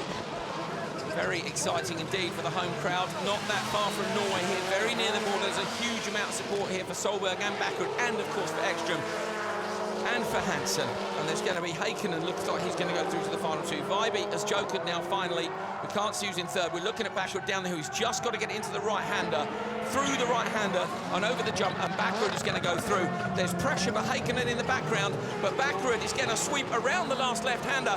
He goes through to the front row. Second place goes through to Ekstrom, and under enormous pressure, Heikkinen makes it through. Timosyanov almost made it through to the final, but not this time. Wow. Mega. This place is living up. I was told it was the Mecca of Rallycross. Oh, without doubt. Look at the fans. They're going absolutely mental for Andreas Backrud. Hugging it out big time. That is Backrud's grandstand. They've been here since Tuesday. There's been a fair bit of partying going on. Andreas Backrud takes the win then in semi-final number 2 from Matthias Ekstrom. Heikkinen is third. Timosyanov, Vibe and Kristoffersen are going out. Neil Cole is up in the Iron Spotters Tower, and he's with Andreas Eriksson. Andreas, what a brilliant, tenacious drive there by Andreas. But you were pretty much shouting at him the whole time. What are you saying to him? I told him it was slippery the first lap because they were out with those brushers on the track, and basically he stopped driving car and he was driving shit for the first 3 laps, and I have to play smart for a couple of laps and then let him go. Of course, we have Ekstrom in the tail, and he's a good driver, but he wanted to pass, but he's fair. So I did everything I could, and to be honest, I wanted to get him out of the traffic, and then obviously Ekstrom followed me, which wasn't the plan, but it was good. So we get stuck with him in the tail all the time, and that's hard to drive. Push the driver at the same time telling me, keep it inside, you have a car behind you, but push. I mean, it's hard. The last 3 laps was good, then I'm starting to be happy, but the self-confidence is not perfect yet. He have more speed in him, but he has so much mistakes this year, and so we end up with those small mistakes instead. I think he'll get it all right in the final. Thank you. Thank you. So Andreas Eriksson, then, quite a hard man to please. You can't really plan what Matthias Ekstrom's going to do. You can plan what Backrud does, but you can't plan what Ekstrom does. Here's a little look then at some of the replays from that one. And Backrud, of course, has gone through to the front row of the final. So this was the start, and it was a great start again from row 2. Yeah, absolutely. I mean, Matthias Ekstrom tried everything with all the experience of racecraft he has for year on year. That was Kristoffersen into the barriers on the outside. Him and Timosyanov really duked it out. Timosyanov, for the first time this year, really looking like he stood a chance of coming through to the final. Heikkinen with a big jump. He hasn't even made the semi since he won in Belgium. Exactly, and I was just about to say his pace was so marginal all weekend, and then he's pulled that out the bag. Yeah, brilliant drive, brilliant drive. Raced it through. This was the one time when we thought Ekstrom might get through past Backrud, but Backrud managed it, and Ekstrom then followed him into the Joker. Game over. Absolutely fantastic stuff from the 2 semi-finals. Stay with us, of course. We've still got the RX Lights final to come, and the Supercar final as well.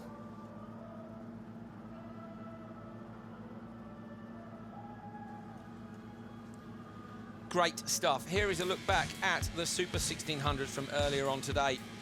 Great start by Yanis Baumanis. Championship leader Nikita Misjulia went with him. It was Bergsjö Brendan and Luigi who jokered on the first lap, and it was Smetana who retired. But Baumanis was absolutely flying. Of course, he lost out in Germany last time thanks to that cracked exhaust manifold. Nobody got anywhere near him. Misjulia went to the Joker. Baumanis was clear. He just knew that he needed to carry on and not do anything silly. He jokered on the final lap. I suspect that's what we're going to see now. Wonderful stuff from the set promotion driver. Super tidy and absolutely destroyed them. Ulrich Linnemann, unfortunately, of course, who won last time out, had a huge roll in Heat 4, damaged the roll cage and couldn't continue this weekend. But Yanis Baumanis did an absolutely stunning job. The 99 car came round to take the checker flag. He wins round 4 of 7. And that, for him, gives him a tidy championship lead. And hopefully, in 3 rounds' time, he can declare himself the champion. Here are the standings. Plus 8 points for Baumanis. Misjulia was second, Bergsjö Brendan third, Luigi, Szabo and Smetana. dominant win, 5 seconds the margin. Super 1600 normally much tighter than that, but Balmanis did a fantastic job. And I know that the championship now lead he has, I believe, is 25 points. Front row, look at this, right-hand side, Magda Andersson, 16 years old. She qualified for her first touring car final in the UK. She finished second in Germany, and she really looked like she could win here, but unfortunately, on the first lap, she made a small mistake. There it was. And Souston didn't need asking twice. So Souston came through, and then Magda came under an enormous amount of pressure behind. They were with her every single lap. Some of the other cars hadn't jokered. Currently, she was still in second place. Managed to hold everybody off well. Souston, in the meanwhile, had driven away a little bit when he came round from the joker lap, emerged back onto the track. This was what was happening. You see Anderson coming over the crest and away. She was still in second here, but I think it was at the hairpin after the jump where it all gone wrong, and she just lost one more place. But an absolutely fantastic drive by Souston, who went on to take his third win in a row. The crowd enjoyed that one. Fredrik Souston then with 87 points, 17-point lead over Magda Andersson, who is second, and there's only one round to go. Hell in Norway. That will be very exciting indeed. 3 rounds left to Super 1600, only one for the touring cars. Been great action from the support classes all year.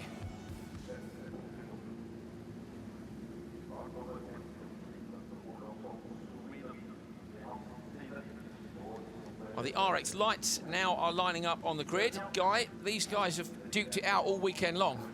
Yeah, Simon Olofsson on pole positions had a great weekend so far, and obviously Thomas Brindersen has also had a very good weekend. You know, that's why they're lining up first and second. It's been great to watch. Normally it's the story of the two Kevins, isn't it, who are on the second row. Let's have a look at the full grid lineup. Simon Olofsson on the front row with Brindersen. Behind Kevin Hansen and Kevin Eriksson, who've both had problems, and Wernersen and Westland on the back row. So the two Kevins last year came into contact with each other up at the back of the circuit. It was quite a harsh move, Guy, wasn't it? We had some interviews from them earlier on in the day, and they weren't too keen on talking about each other. They're supposed to be big mates off the track, but I think on the track there's definitely a bit of beef between them. They got a win and a second. Helmets on, Guy. Once you pull your helmets on, friends go out the window. Friends out the window. There we are. The revs rise. Normally aspirated, these cars, 2.4 litre. All the same, remember, this is a one-make championship, the RX Lights Cup. Brindersen and Olofsson with a good start on the front row. Second row, who's going to get in there first? Which of the Kevins is going to come out on top? So it's Hansen in front of Eriksson. Hansen jokers. That's the right thing to do, surely. He had to. He got boxed out and he was getting slowed up, so yeah.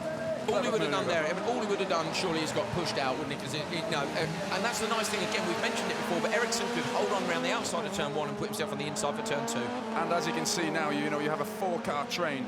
It's just like when they brake on a motorway, you know, you brake a little bit further back into every corner, which means you can't get on the accelerator when you want or as early as you want. So you're just compounding, losing time all the time. Now, the other thing that we mentioned earlier on today again is that the first corner, everybody's on the brakes, they're all in a bit of a mess. Nearly a spin in the back. We saw a big spin earlier on from Tobias Brink when he landed off the jump. If you go into the joker on the first lap and the first corner is carnage, you stand to make up time because the others are messing about trying to defend their position. So Hansen here, it's a clever move. And OK, Eriksson goes straight away. So is Eriksson trying to cover off Hansen? Hansen's going to come up over the crest. He's going to do him. He's going to do it. Yeah, great. He went too wide into the first one. He'd lost time in that lap as well. So it was a fantastic lap then from Hansen. Kevin Eriksson as joker and ends up at the back, and now look how hard he's trying. Kevin Eriksson, of course, won RX Lights last year, came out to Argentina and got a podium in Supercar, so he's a fantastic young driver. These guys are really quick. Yeah, and it's not over for him either because he is a quick driver. He is at the back at the moment, but he has 4 more laps, you know, so he's got to get his foot in. 6 lap finals and semis, of course, too. Strong performance so far. Brindersen continuing to lead from Olofsson. You're looking back there towards Hansen. These guys, Westland and Olofsson, Brindersen, have all got to joker. Into the joker lap then. This is Brindersen has gone in from the lead. Can he come out in the middle of this pack? Can he come out in the lead? He's not going to. Olofsson's going to get past. The key release Hansen behind him. So he's covered off Kevin Hansen. And that's surely what they're trying to do. Yeah, it seemed, I don't know, maybe slightly strange, you know, he was coming into trouble here in traffic. It's worked well for him there. Inside. Brinson trying to get the inside of Westland. Westland's been pushed wide. I think Kevin Hansen's going to try and go with them. Nah. Westland's going to be hanging out in the gravel. The gravel is super deep on the outside here. None of these guys are trying to go through. Into the right-hander. Brinson with Westland behind. Westland yet to joker. Paid perfectly into Brinderson's hands, that. You couldn't have guessed that. Pure luck. Olofsson then continuing to lead. Brinson behind. Still a 6-car train though, isn't it? It's great. And Brinson, of course, is joker. So Brinson is a very clever move here. Hansen now then is going to move up to third. Very different joker strategies here, Guy. Normally you see a few people go on the first lap and then some people wait towards the end. But Olofsson here, unless he can gap Brinderson like a mad thing, he's done. I don't think he is. They've been very evenly matched on pace all weekend. And what about this pack behind that are chasing them down? If he doesn't joke, I mean, for me, would you go now in the hopes of maintaining a podium, or do you wait and see if you can gap them? I would wait. You know, if you gap early, you're only going to come out into traffic. He's got to get the hammer down, which obviously he has. You know, he's used every inch of the track there. They all are really. You know, they're flat out. You know, there's so much at stake here. They're nearly all Scandinavian that are in this final, and they want to win. It's almost home soil for everybody in Scandinavia. Hansen will be disappointed to be where he is. I think both him and Ericsson would have preferred a cleaner weekend. Minute though, Olofsson from Brinderson, remembering that Olofsson has still got to joker. So Brinderson here doing a nice job. He's gapped Hansen behind him, and really he's just got to wait for Olofsson to go and take the joker. Exactly, he can't do much more. He doesn't want to get tangled with Olofsson. He doesn't want to try and pass him because he knows Olofsson still has the joker. His spotter will be telling him that, and he just has to stick right in his tail, no mistakes, and hope that, you know, Timmy Hansen's not coming like a missile, which, to be quite honest, isn't going to happen. Olofsson through the right-hander at the bottom of the hill. It's been a good drive. It's whether or not he can manage to slot back in the podium or not. In the background, Kevin Ericsson trying to jump around the outside. I take that back about Timmy Hansen.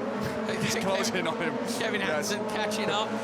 Catching up on the front three, but I think when Olofsson jokers, which he's going to have to now, it's the last. Olofsson in too deep. Whoa. He's in the barrier. Olofsson runs wide. Is he going to lose the podium position as well? Out front, Brinderson and Hansen. Hansen is all over the back of Brinderson. Olofsson's gone. Kevin Ericsson now then, he's up into a podium position. Great job by him. He's managed to get past Wernerson.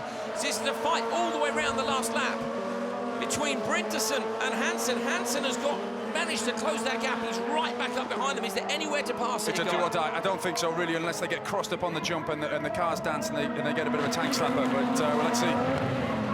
No, very nice by both of them. Brinderson into the final corner. Hansen pushes into him, but he does the gentleman thing, lifts out of it. Brinderson wins his second event in RX Lights.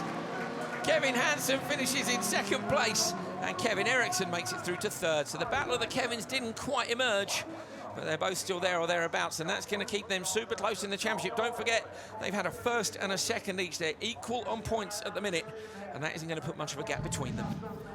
Thomas Brinderson then winning from Kevin Hansen, Kevin Ericsson, Andreas Wernerson, Olofsson and Westland. Oh, there we are, hugs all round. That's nice to see, isn't it? Kevin Hansen, the first person to get out the car and go and congratulate Brinderson. These guys, most of them are kids. We've got some older drivers in it. The future of rallycross. Absolutely, without doubt. You know, those guys are going very, very quickly. And, you know, obviously Ericsson getting in the mix at the end as well. You know, OK, it was a bit of a gap, but considering how far back he was, you know, after the first lap. Both him and Hansen closed that gap down. You can see why they're the class of the field, but it's not going to have it all their own way, are they? We can have a look back at the replays of the RX Lights final. This was the run down to turn one, so good start by Olofsson and Brinderson.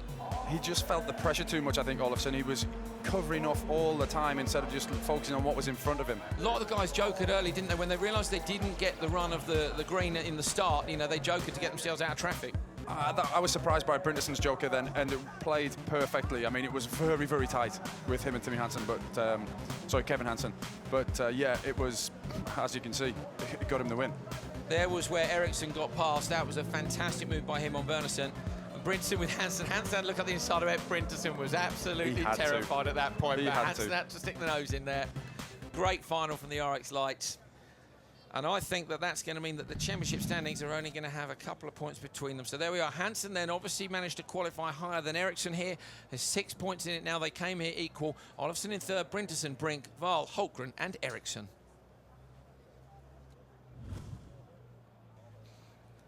Well, there's Brinderson, very happy with his win. But who is going to win the Supercar class? This is what it's going to come down to. Is it going to be a Norwegian or a Swede? There we are, there's Ekström over to kind of congratulate Bakkerud and look excited. But is he playing mind games there, Ekström? He's a wise boy, isn't he? I tried to say it before, but there just wasn't enough time. That guy has got so many years of motorsport experience, you know, under his backside. It is, you know, it's incomprehensible to the rest of the field. Him and Petter Solberg have so much seat time with the professional careers they've had, and he has masses of racecraft, masses. He was trying everything in the semi-final. Ekström as well, with such a vast range of experience from rallying and winning in rallying, as well as DTM, which is a high downforce category, comes here. You know, last year they've just started the team, manages to win there. There's Toppie Heikkinen, winner in Belgium, hasn't made the semis. Back row, but, you know, mega chance for Toppie. Look at Toppie. He has every right to smile. You know, like you say, he's been off the pace for so long, and even here, he was only marginally through to the semi-finals, and to make the final a little bit like myself in Lytton, I was over the moon, because I didn't really expect to. Yeah, we've seen the same from Hansen this year. There's twice now he's qualified in like 12th place and just scraped through, and it's that thing, isn't it, where you're not expecting it. The pressure now is on the front guys who are expecting to win and are being expected to win by the crowd, by their teams. And back of the grid, a little bit less pressure than the front end of the grid. And Petter, I mean, maybe he's going to feel a bit less pressure not being right up there, but we shall see. They're cleaning out the front of Petter's car. Neil Cole is down on the grid, and I think he is with Matthias Ekström. Matthias, did you expect to get such a closed door from Andreas Bakkerud then? Yeah, I think he was fair, and I was maybe a little faster, but still, you know, you have to be racing hard and fair. I mean, I could have been a bit more aggressive, but, you know, what comes around goes around. And the battle between the Swedes and the Norwegians here, do you think, Andreas, that will count for something? There's a lot of Norwegian flags out there. Yeah, as well as Swedish. But yeah, I mean, the crowd here is just amazing. We have a good atmosphere around here, and it is the magic weekend. Everybody wants to win here, and I think this final will be epic. I think it certainly will be. There's a lot of talent on the grid. Just quickly, a side issue. What's the latest word on Anton? Is he all right? Yeah, I think he's okay as far as I know, but details I don't have yet. But after the impact, we are happy that he has no bigger problems. But still, I don't know the final analysis from the hospital. Good luck in the final. Play safe. Thank you. Thank you. Great to hear from the front two drivers. A little bit of awkwardness between them, Guy, which I think is to be expected because, you know, the two of them are there. They want to beat each other. It was interesting. Ekström was, you know, I was as fair as I could be, but, you know, in between them, they just want to win, don't they? Neil's down there on the grid with Timmy Hansen. Timmy, that was an incredibly impressive drive in the semi. There was carnage behind you, but clean and fast. Did it feel good? I felt great. You know, we did a fantastic start, and that's what I hope to do again. We have a fantastic car, so I'm going to give Bakkerud a good match. And the car and you seem to just have improved since the beginning of the year. You've had problems, but if you tie it all together, you've shown you're as fast, or if not faster, than anyone else. Yeah, it's my team. All the credit to my team. I mean, they are constantly progressing the car, and we are working together, and every single piece of the car keeps moving forward, engine, chassis, dampers. So, yeah, thanks to Peugeot and everyone we're working with. In a word, what would it mean to win here in Sweden for you? Wow, that would be so special. Just look at the crowd behind. It's absolutely full, close to 40,000 people. And as a Swede here, I must say it's the highlight of the year. I know you need to get your helmet on, so good luck. Thank you. Hansen there saying there are 40,000 people here, and there are. It's a record crowd at Höljes. 30,000 2 years ago, 35,000 last year, and 40 now, we think, this year. So an absolutely fantastic growth in the interest in the World Rallycross Championship. And with racing like this, Guy Wilkes, it's not really surprising, is it? Absolutely not. It's been fantastic credit to the sport so far, you know, and I'm new to it, but it is absolutely fantastic. It's brilliant. Neil Cole has actually managed to grab Petter Solberg as well, so we can have a chat with the world champion before the final. Petter, it was a dramatic semi-final. You've made it to the final, but you're in a sort of a position you're not used to. What can you do? Well, used to. It's always a fight. Well, I almost thought I should roll in the first corner, but I stalled on the warm-up start, and you can only do it once, so I didn't get the heat in the tires, so I knew this could be difficult, so I tried my best, and still, we are in the final. I'm happy with that. Everything can happen in the first corner, so it's maybe good to be in the back. Might try and keep it on four wheels this time. Yeah, but it's difficult when you are in very close fights. Thank you. Solberg. Confident or not, Guy? What's your take on his words there? I don't think he's quite as comfortable as he would if he was on the front row, but he knows there can be a lot of action. I predict it. We've seen as well Ekstrom earlier on today came from 5th in Heat 4, was miles off. There was a load of carnage in turn 1. He just turned in neatly across the back of them. Obviously, you want to start at the front, hope you get that mega start. But when you start at the back, you get the chance to have a little watch and see. So it'll be very interesting to see how this one pans out. Neil's managed to grab another of our finalists, Topi Heikkinen. Topi, this is it. What can you do? Yeah, it's a 6th place. It's not bad. I can see what all the others do, and after that I can attack. But yeah, the first corner is really tricky. Need to having a good position after the first 2 corners, and I think I can manage to be on the podium today. Kiitos. Kiitos. Quick thank you there from Neil and from Topi. The Monster Energy girls are down on the grid. They are getting ready, as we are, for the finale of round 6 of the FIA World Rallycross Championship. Who is going to win the magic weekend at Holjes? The atmosphere here is unbelievable. We've got 2 Swedes, Hansen and Ekstrom. We've got 2 Norwegians, Backer and Solberg, a Finn and a Latvian. Who's your money on, Guy? Oh, my goodness. It's like you can see, the guys on the front row, they're only thinking, I want to get in the first corner first. Yeah. The guys behind are going to be completely reactive. They're going to see what's going to happen in front of them. Unless the 2 on the front row get bad starts and people behind get good, then it's going to be carnage anyway. There goes Backrud down to take up pole position. So it was him then that ended up on the inside on the front row. Pulling up next will be Timmy Hansen. They're playing the atmospheric music here to get the crowd ready to go. They're all sitting down enjoying the sunshine. I'm feeling really tense here in the final. Isn't it? Like they need it. Isn't it? Like these guys need whipping up into a frenzy. They've been amazing all weekend. Petter Solberg reflecting on his chances of remaining on the podium. He's been on the podium. In fact, he's never finished less than 2nd this year. Can he manage that again? He seems just to manage to slip out of the clutches of difficulty and problems, as he did in the semi-final. If Sinead hadn't spun, he wouldn't be here, Guy. No, but I've got to say, Petter is very neat and very fair in his driving. You very rarely see much damage on his car caused by hitting other people. And same with Ekstrom. Yes. And I think that those guys starting further back, you know, might make this into a long, clean fight. Neil is up in the spotters tower, and he's with the teams up there. The pressure is really building. Can't wait to hear their thoughts on this. The dramatic music is playing. It's all about to start. An amazing final in head. What can Matthias do to win again like last year? Make a good start, and if the start is not perfect, we have to try to do the best for the Joker strategy. Good luck with that. Thank you. You can tell the pressure's building.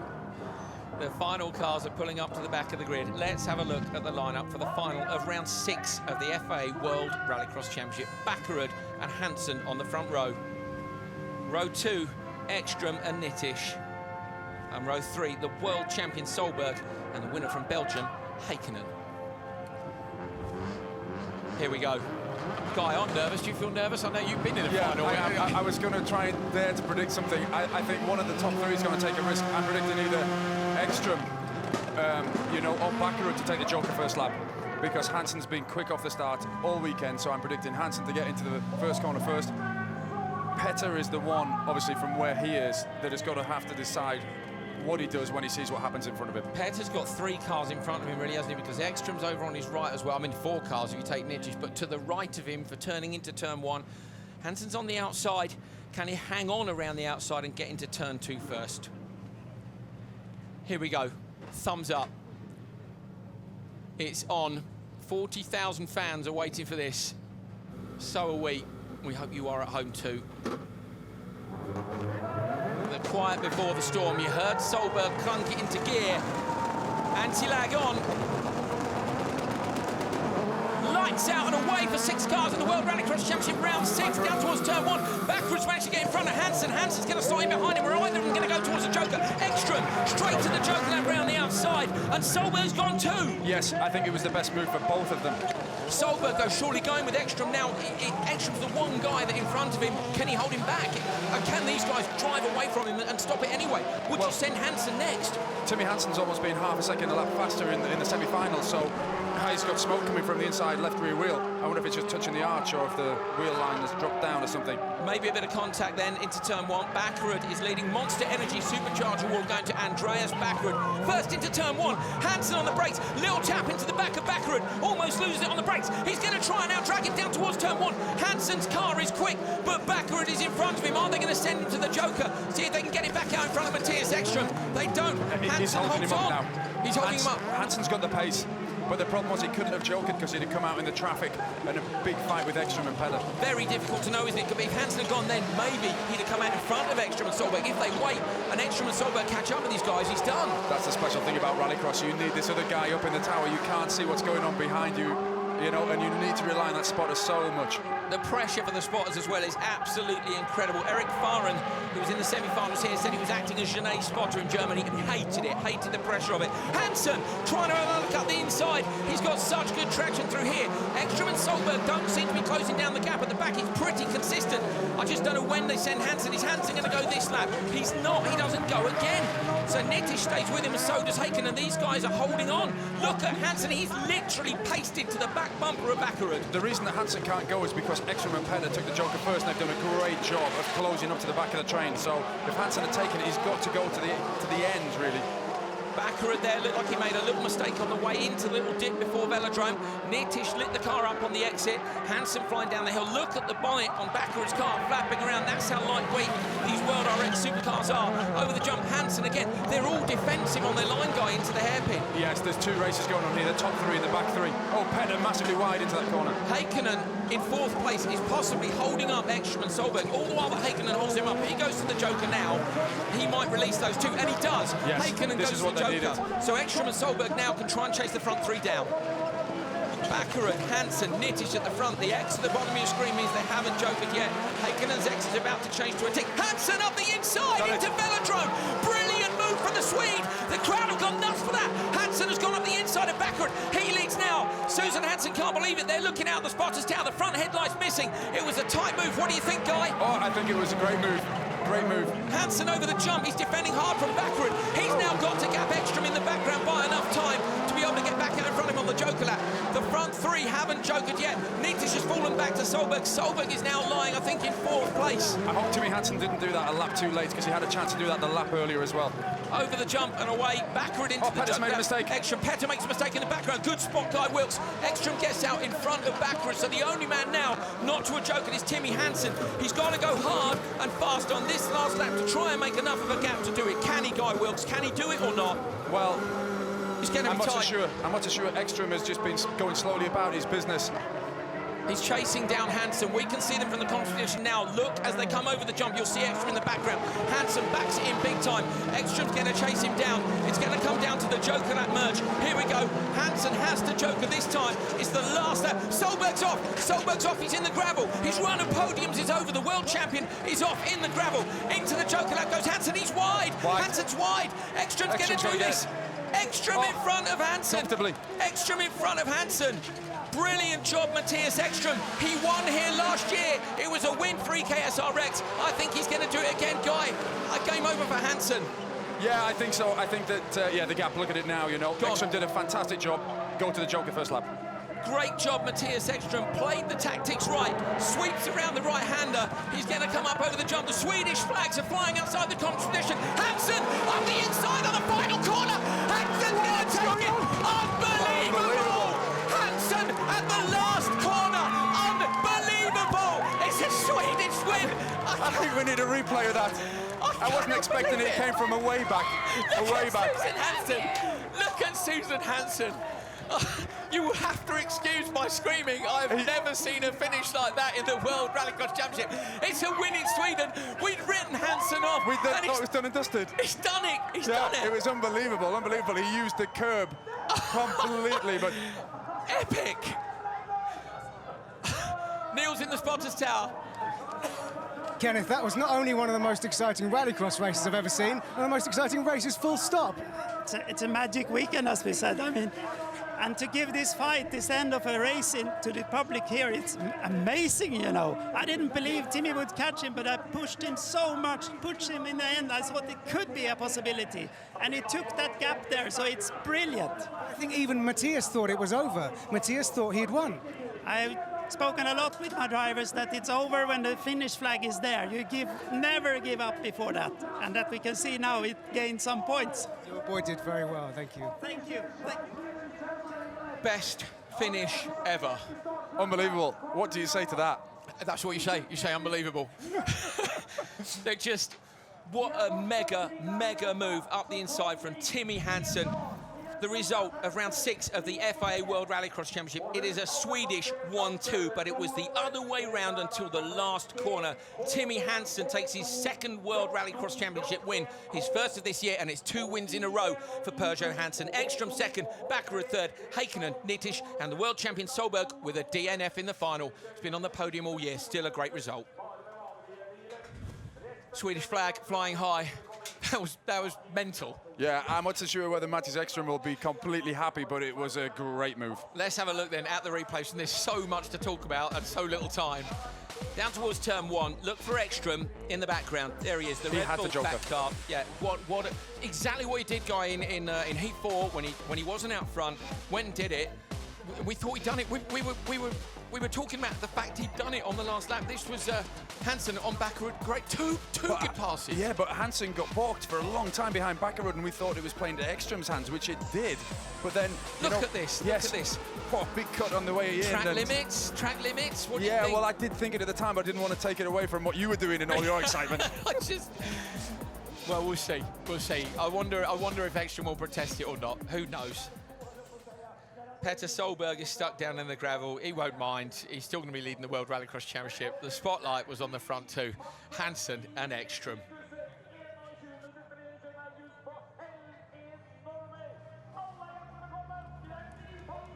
Great stuff. Continuing to deliver World Rallycross Championship.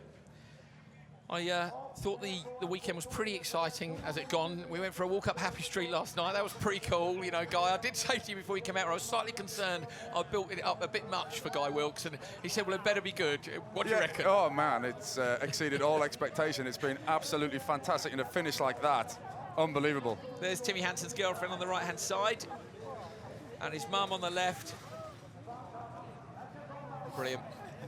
Neil Cole is down there with Susan Hansen, desperately trying to get hold of her, ready to do the TV interview. We can hear from Susan now. Susan, it's all come together for the team and for Timmy in Sweden. It's perfect. Yeah, what a fantastic fighting spirit Timmy showed there. He never gave up. He had the goal in his side and he pushed. He had an amazing battle with Bakkerud. He came out and had another one against Matthias Ekstrom. In the last few meters, he made it. I'm so incredibly happy. Well done. Thank you. He's out of the car. He's out of the car. Runs to meet the fans, the team, sorry. Kevin as well, going absolutely bonkers next to him. Great scenes. Wonderful. That's what it's all about. Those moments, you never forget them. Home soil, winning an FIA World Championship round. Great. It doesn't get better. He can't believe it himself. The words are barely necessary for this, are they, you know? Hasn't sunk in. He's elated, but it'll sink in tonight. Fantastic, fantastic. Hansen heads off towards the podium, and hopefully for a chat with Neil Cole. We can have a look back at the last lap of the final. So let's have a look at this. Bearing in mind that he'd already made a pass on Bakkerud earlier on. Here we are, so smoking rear left tyre for Hansen, and he had to go into the Joker. Now, Guy, talk us through the Joker lap. This was Petter who's off in the gravel, but have a look at the line that Hansen takes into the Joker, and this is where I thought he'd thrown it away. Yeah, he was way deep into the Joker, and again, he was really slow in the second part of it. He clips the curb, but... If it had been tidy, I still think Ekstrom would have edged him, and at this point, I'd said to you, it's over. I believe that was the words I used, it's over, and you said it is. you know, who would have thought Magnus Ekström was going to get done? But, you know, it was a very aggressive move into the last corner, and I don't think Ekström was expecting it. Look at the gap there, and I said about the gap. That's what you said. Look at the gap. It was massive. Ekström into the right-hander. Let's see. Look, this corner, that's where he makes it up on the exit there. That is not Timmy Hansen style. That's Petter Solberg style. He's thrown it up the inside. Absolutely amazing.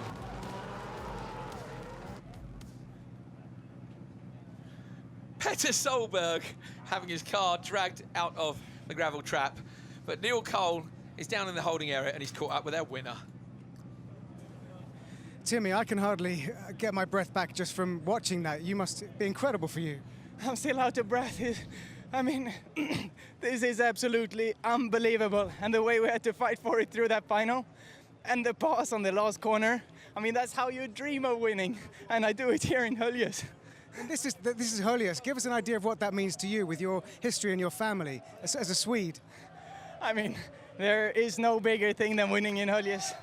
We just done it. And thanks to the team. I mean, people keep saying this, but truly, oh my God. But this, for the rest of the season now, this could look very, very good for you. Yeah, we had a fantastic weekend in Germany with David, and we win again. I mean, where does this stop? Next up, Canada. Thank you very much. Thank you. Here are the Drivers' Championship standings then after round 6 of the FIA World Rallycross Championship. Petter Solberg continues to lead. I think he's actually managed to extend the lead again. It was 35 points prior to this. Kristoffersen second, Bakker third, Hansen fourth, and Nittisch is fifth. Genet 6th, Ekström 7th, and Heikkinen down in 8th. PG hanging on in 9th, Larsen, Stoll, Linnerud, Timosjanov, Mark Doran, and Faust. Neil Cole's down with Matthias Ekström. Let's hear his side of things. Matthias, it looked like you'd done everything right. Played it cool, done an early joker, and then that happened in the last corner. Did you expect that? No, my engineer or my spotter said I were free before, so I was not looking in the mirrors and not expecting it, but I don't know if he was keeping the track limits all right, Timmy. I will congratulate him. So once I see the replay, either I will congratulate him or I think the stewards will have something for it. But generally happy with the solid performance. Car was good until we backed off for the last 1.5 laps. And when you don't back off, will that win come again? This one, if the stewards see that he didn't leave the track, then I'm happy to finish second because it was our own mistake. There was no one else to blame. For sure, it was a brave move. I mean, nothing to discuss about this, but pretty happy still. Thank you, well done. Thanks. Well, teams championship standings. As we are at the minute, Ford MSC leading from Team Peugeot Hansen. That's getting very close at the top. SDRX in third, VW Team Sweden, Marco Motorsport and EKSRX. Neil is down now with the third place man, Andreas Bakker. Andreas, in front of all of your fans here, it looked so good. You fought that battle hard. What happened? We just want to get back on the podium. It's been such a long time, and you know, I'm really, really pleased. Even though when we started the car into the final, it didn't work really well, and I felt we got some hit and exhaust bent, so we went down on power. But you know, I'm really, really pleased. Once again, third year on row, I'm on the podium. So yeah, big relief today. All my fans is here, and you know, I couldn't be doing this without them and my sponsors and my team, Ford by MSC.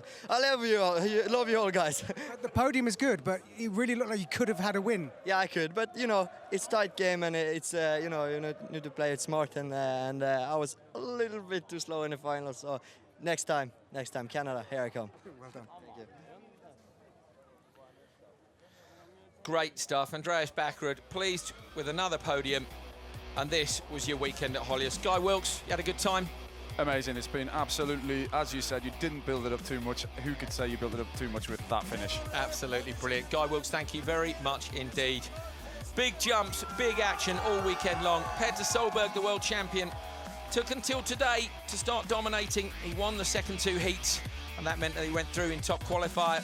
Andreas Bakker's fans were going nuts. Max Puscher and Henning Solberg were going nuts too. Unfortunately, that resulted in retirement, of course, of Henning. Herbie the Beetle, debut here, looks very, very fast. Karai got fired off by Walfridsson, Danielson, Rustad, Stoll. Massive jumps from everyone. The pictures in this are going to be amazing. Stoll got it wrong there, lost it on the brakes when he landed from the jump. Thumbs up from the marshal, thumbs up from the fans, thumbs up from us too. On board with Solberg. Look at the look on his face. This man loves his sport. Semi-final time, some great fights again. Genet just making that little mistake. If it hadn't been for that, Solberg wouldn't have made the final. In the end, Solberg's day finished in the gravel trap, but an amazing, amazing semi-finals. See the celebrations there from Hansen. They didn't know what was still to come. Bakkerud in the number 13 car with Ekstrom. Heikkinen as well making it through. Very happy to make it through. This was Bakkerud and Ekstrom. Ekstrom nearly got past him.